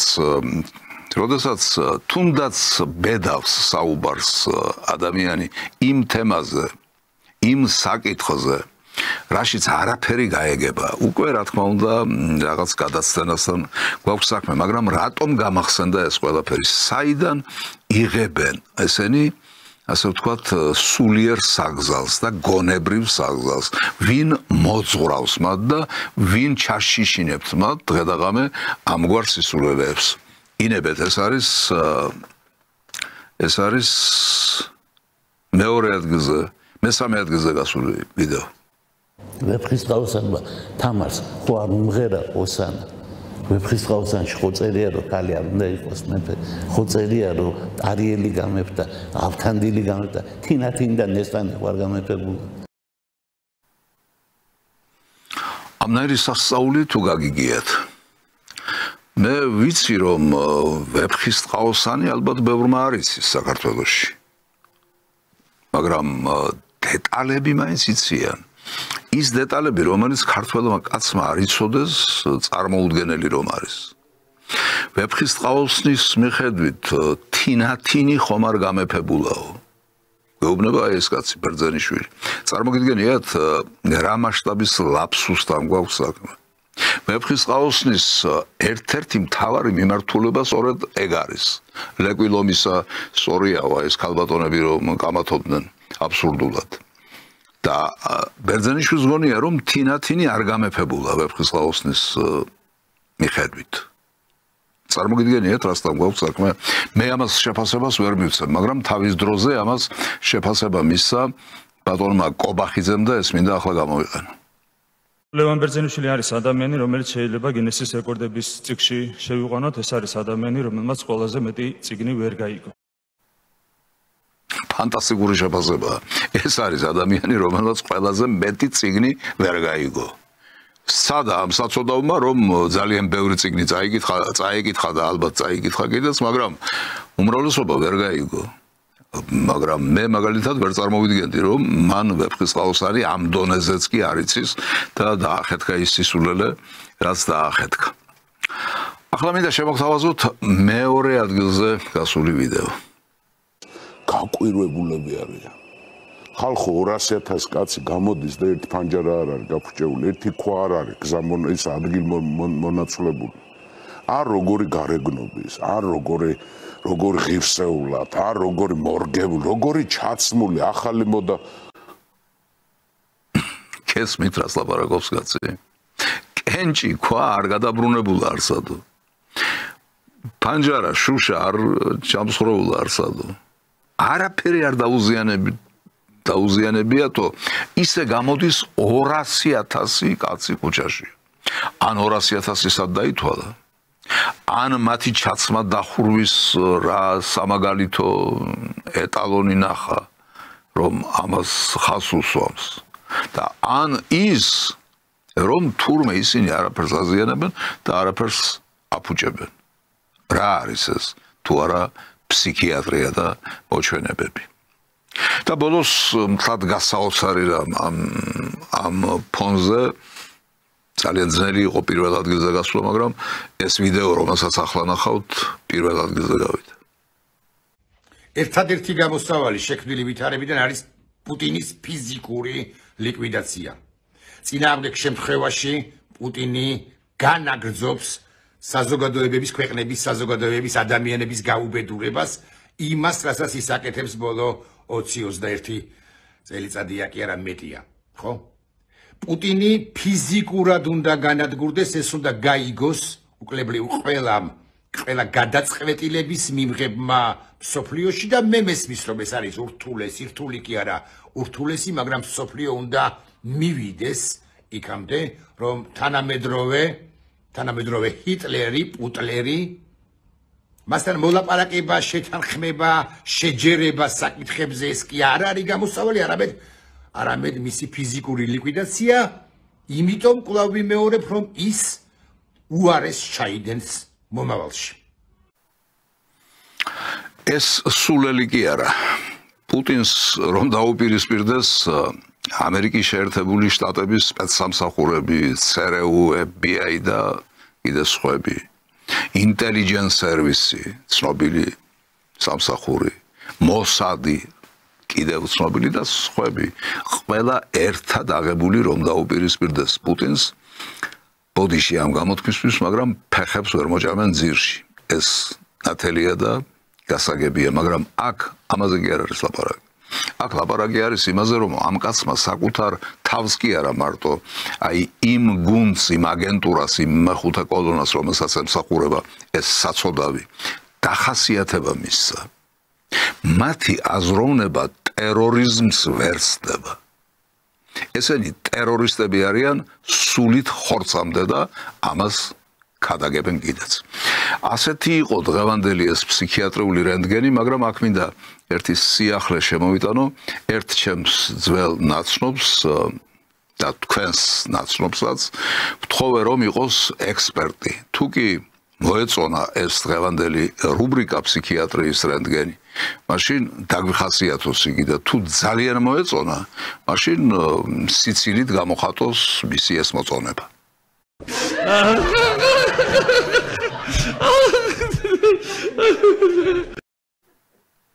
მაშასე მივიღეთ დასტური, რომ ამგან ძალიან მოეწონა ფსიქიატრიის რენტგენი. და ახლა შეპირებული საერთაშორისო საკითხები დიდხანს არ გავაგრძელებ ამ თემებზე საუბარს, მაგრამ რომ თქვი დაიწყო მეთქი, მართლაც დაიწყო და რა დაიწყო? აი მაგალითად ზელენსკი, რომელიც უკმაყოფილოა ამერიკის შეერთებული შტატებით. ამის დაშვება წარმოგედგინათ სულ ცოტა ხნის წინ. არა და უკმაყოფილოა ეს კაცი. უკრაინამ და რუსეთმა სამხედრო ტყვეები გაცვალეს. უკრაინამ 150 ჯარისკაცი დაიბრუნა. ისინი ოკუპანტის ტყვეობაში 2 წელზე მეტხანს იმყოფებოდნენ. ტყვეების გაცვლა ერთადერთი თემაა, რაზეც მოსკოვი და კიევი მოლაპარაკებებს აწარმოებენ. ომის 3 წლის თავზე ვოლოდიმირ ზელენსკი აცხადებს, რომ მზად არის ვლადიმერ პუტინს პირისპირ ესაუბროს, თუ ეს უკრაინას მშვიდობას მოუტანს. ომის გაჭიანურებაში კი ის პარტნიორებს აყვედურობს. ზელენსკი რამდენიმე დღე ამერიკის შეერთებულ შტატებს დასავლურ მედიასთან აკრიტიკებს და ამბობს, რომ ამერიკამ უკრაინის ომით მილიარდები იშოვა. უკრაინაში ომით გამოწვეული იარაღზე მოთხოვნის გაზრდის გამო ამერიკული კომპანიები ახლა კონტრაქტებს ყველაზე მაღალ ფასად 50 წლის განმავლობაში პირველად აფორმებენ. ამერიკელებმა მხოლოდ ლიცენზიებით მილიარდები გამოიმუშავეს. ამერიკა და ევროპა არა მხოლოდ დაზვერვის მონაცემებით, არამედ უშუალოდ სამხედროებისგან იღებენ შეფასებებს, როგორ და რამდენად ეფექტიანად მუშაობს მათი იარაღი. უკრაინის პრეზიდენტი უკმაყოფილოა, რომ ომში მყოფ ქვეყანას პარტნიორები ძველ იარაღს და ტექნიკას უგზავნიდნენ. ამბობს, რომ მათი დახმარება მუდმივად იგვიანებდა. უკრაინამ კი ამ 3 წელიწადში ისე განავითარა ტექნოლოგიები, რომ მსოფლიოს 10 წლეულებით გაუსწრო. თუმცა ომის მოსაგებად ამერიკის დახმარება მაინც სჭირდება. უკრაინას ახლა არ შეუძლია სამხედრო გზით ყველა ტერიტორია დაიბრუნოს. ჩვენ ადეკვატურები ვართ და ვერ დავკარგავთ მილიონობით ადამიანს იმ შედეგისთვის, რომელსაც შესაძლოა ვერც კი მივაღწიოთ. ზელენსკის ხმა მაღალ კრიტიკას დასავლური მედია ომის დასასრულებლად დონალდ ტრამპის ძალისხმევას უკავშირებს. ამერიკის პრეზიდენტი ამბობს, რომ მისმა გუნდმა უკვე დაიწყო კიევთან და მოსკოვთან სამშვიდობო პროცესზე დისკუსიები. ძალიან კონსტრუქციული დიალოგი მიმდინარეობს უკრაინასთან და რუსეთთან. ვიმედოვნებ, რომ ვითარება მალე კარდინალურად შეიცვლება. პოლიტიკო წერს, რომ კიევი პანიკაშია, რადგან მოსკოვის შემდეგ ახლა უკვე ვაშინგტონი მოუწოდებს უკრაინას საპრეზიდენტო არჩევნები დანიშნოს. კიევში შიშობენ, რომ პუტინმა და ტრამპმა უკვე მოილაპარაკეს და მათ ზელენსკის ჩამოშორება სურთ. ზელენსკი მარტო ამ საკითხებში არ გამოთქვა უკმაყოფილება. ის უკმაყოფილოა თანხებთან დაკავშირებული საკითხების გამოც. კონკრეტულად მან დაასახელა ციფრები. 177 მილიარდი უნდა მიეღო ამერიკის შეერთებული შტატებიდან. 177 მილიარდი, მაგრამ როგორც ჩანს, ძალიან დიდი ნაწილი 100 მილიარდზე მეტი სადღაც გაქრა. ესეც ამერიკული კორუფცია, ესეც ამერიკული უბედურება და ესეც დაპირისპირების ერთი თემა უკრაინასა და ამერიკის შეერთებულ შტატებს შორის. მაგრამ ეს ყველაფერი არ არის. დონალდ ტრამპი უკრაინას სამხედრო დახმარების სანაცვლოდ იშვიათი მინერალების მარაგზე წვდომას დავაზობს. ამის შესახებ შტატების პრეზიდენტმა თეთრ სახლში ჟურნალისტებთან საუბრისას განაცხადა. საქმე ეხება ლითიუმსა და ტიტანს, რომლის უდიდეს მარაგსაც უკრაინა ფლობს. როგორც შტატების პრეზიდენტმა ჟურნალისტებთან თქვა, უკრაინის მთავრობამ მიანიშნა, რომ ღია არიან ამ შეთანხმებაზე მოსალაპარაკებლად. ჩვენ უკრაინასთან შეთანხმების დადება გვინდა, რომელშიც ისინი იშვიათი მინერალებით იმის გარანტირებას უზრუნველყოფენ, რასაც მათ ვაძლევთ. ჩვენ უკრაინას ვეუბნებით, რომ მათ ზვირფასი იშვიათი მინერალები აქვთ. სურს, რომ რასაც ვაძლევთ გირაოს თვალსაზრისით დაცული იყოს. მე მგონი თქვენ მიხვდით, რასთან გვაქვს საქმე. მე მგონი ნელ-ნელა იხსნება ის, რაც აქამდე დაფარული იყო. აი რას ნიშნავს ინტერესები. ეს იშვიათი წიაღისეული იმდენად მიმზიდველია, იმდენად მომხიბვლელია, რომ ტრამპმა ვერც დამალა ეს და პირდაპირ შეტევაზე გადავიდა. აი ეს გვაინტერესებს ჩვენ. რისთვის მიდიოდა უკრაინის ომი? ერთ-ერთი გასაღები ალბათ ესეც არის. სხვათა შორის უკრაინა არ არის მარტო იმ საკითხებში, სადაც ამერიკის შეერთებული შტატების მიზნები და ინტერესები იხსნება. უკვე ფარდა ეხება და ნიღბები თანდათანობით ცვლივად. აი მაგალითად რას ლაპარაკობს ტრამპი ღაზასთან დაკავშირებით. ახლო აღმოსავლეთის რივიერა შეიძლება დიდებული რამ გახდეს. ამ სიტყვებით შეაფასა ამერიკის შეერთებული შტატების პრეზიდენტმა ღაზის სექტორის შესაძლო მომავალი. ტრამპის იდეა კი შემდეგში მდგომარეობს. ღაზის სექტორს ამერიკის შეერთებული შტატები დაიკავებს და ეკონომიკურ განვითარებას დაიწყებს.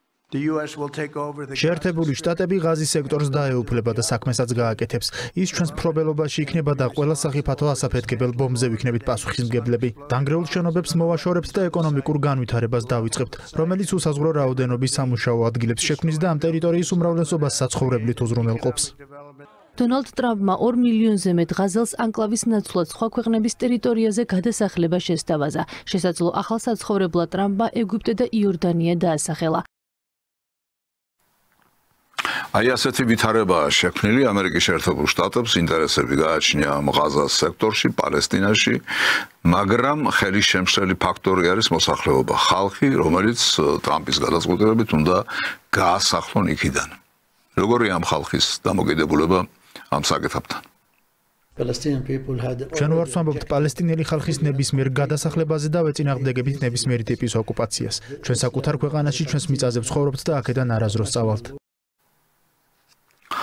არა მარტო ადგილობრივი მოსახლეობა, არამედ მსოფლიოში ბევრი სახელმწიფო აღმოჩნდა ისეთი, რომელიც ტრამპის ამ მიდგომას ეწინააღმდეგება.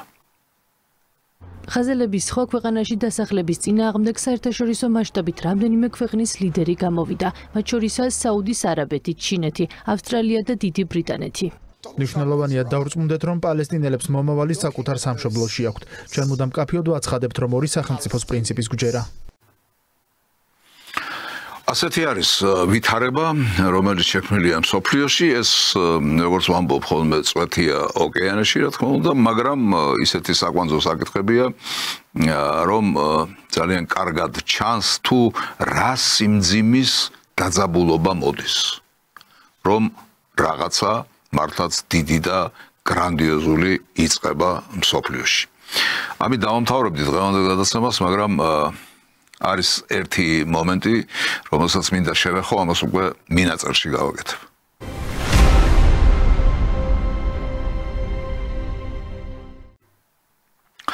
თქვენ იცით რა პროცესები მიმდინარეობს კურსკში, იქ შემოიჭრენ უკრაინელი ფაშისტები და ძალიან დიდი სისხლი დაიღვა. ამ ბოლო დროს მოხდა საშინელი ფაქტი, ერთი სოფელი თითქმის მთლიანად ამოწყვიტეს და უკვე საგანგაშო ფაქტია, რა თქმა უნდა, მაგრამ ჩემი დაინტერესება ამ კონკრეტულ შემთხვევაში გამოიწვია ერთმა სიტუაციამ, რომ იქ ნაპოვნია ქართული ხუთჯვრიანი დროშა.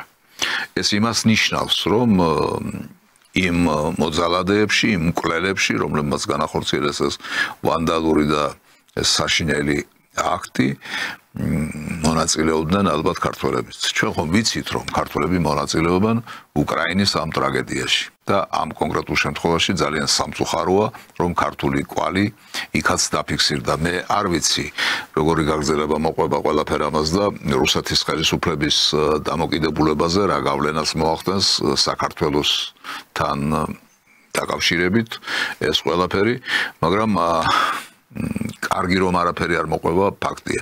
ამასთან დაკავშირებით მინდა შემოგთავაზოთ ბატონ მამუკა ფიფიას ძალიან მოკლე კომენტარი, მაგრამ ძალიან ტევადი. Обнаружение флага грузинского სოფელ პარაჩნოეში ქართული დროშის აღმოჩენა წარმოადგენს პროვოკაციას, რომელიც შესაძლოა მოწყობილია უკრაინის შეიარაღებული ძალების მხრიდან. ჩვენ იმედი გვაქვს, რომ სამართალდამცავები კერძოდ რუსეთის ფედერაციის საგამოძიებლო კომიტეტი გაერკვევა და გამოძიებული იქნება თუ საიდან გაჩნდა აღნიშნული დროშები. ჩვენ ყველანაირად შევეცდებით და ვითანამშრომლებთ საგამოძიებლო კომიტეტთან, თუ სამხედროებთან, თუ ამის აუცილებლობა იქნება. რა თქმა უნდა, ჩვენ უნდა ვითანამშრომლოთ, ყველაფერს თავის სახელი უნდა დაერქვას, დამნაშავე უნდა დაერქვას, ვინც არ უნდა იყოს იგი, ქართველი თუ სხვა ვინმე, მაგრამ დასანანია რომ ასეთი ძალიან ცუდი ფაქტები ხდება. ამით დავამსრულებ დღევანდელ გადაცემას. რა თქმა უნდა, თქვენთვის უკვე კარგად ცნობილი რიტუალით, რომ დაველოდები იქნება თუ არა ამ კარებზე კაკუნი, შემოვა თუ არა ვინმე და მეტყვის თუ არა, რომ გადაცემა სპეციალური გამოშვება აიკრძალა. როგორც ხედავთ, კაკუნი დღესაც არის მის, ამიტომ დამშვიდებული ამ ფაქტით იმეც ვიტოვებ, რომ მომავალ პარასკევს დათქმულ დროს ისევ შევხვდებით ერთმანეთს გადაცემაში სპეციალური გამოშვება.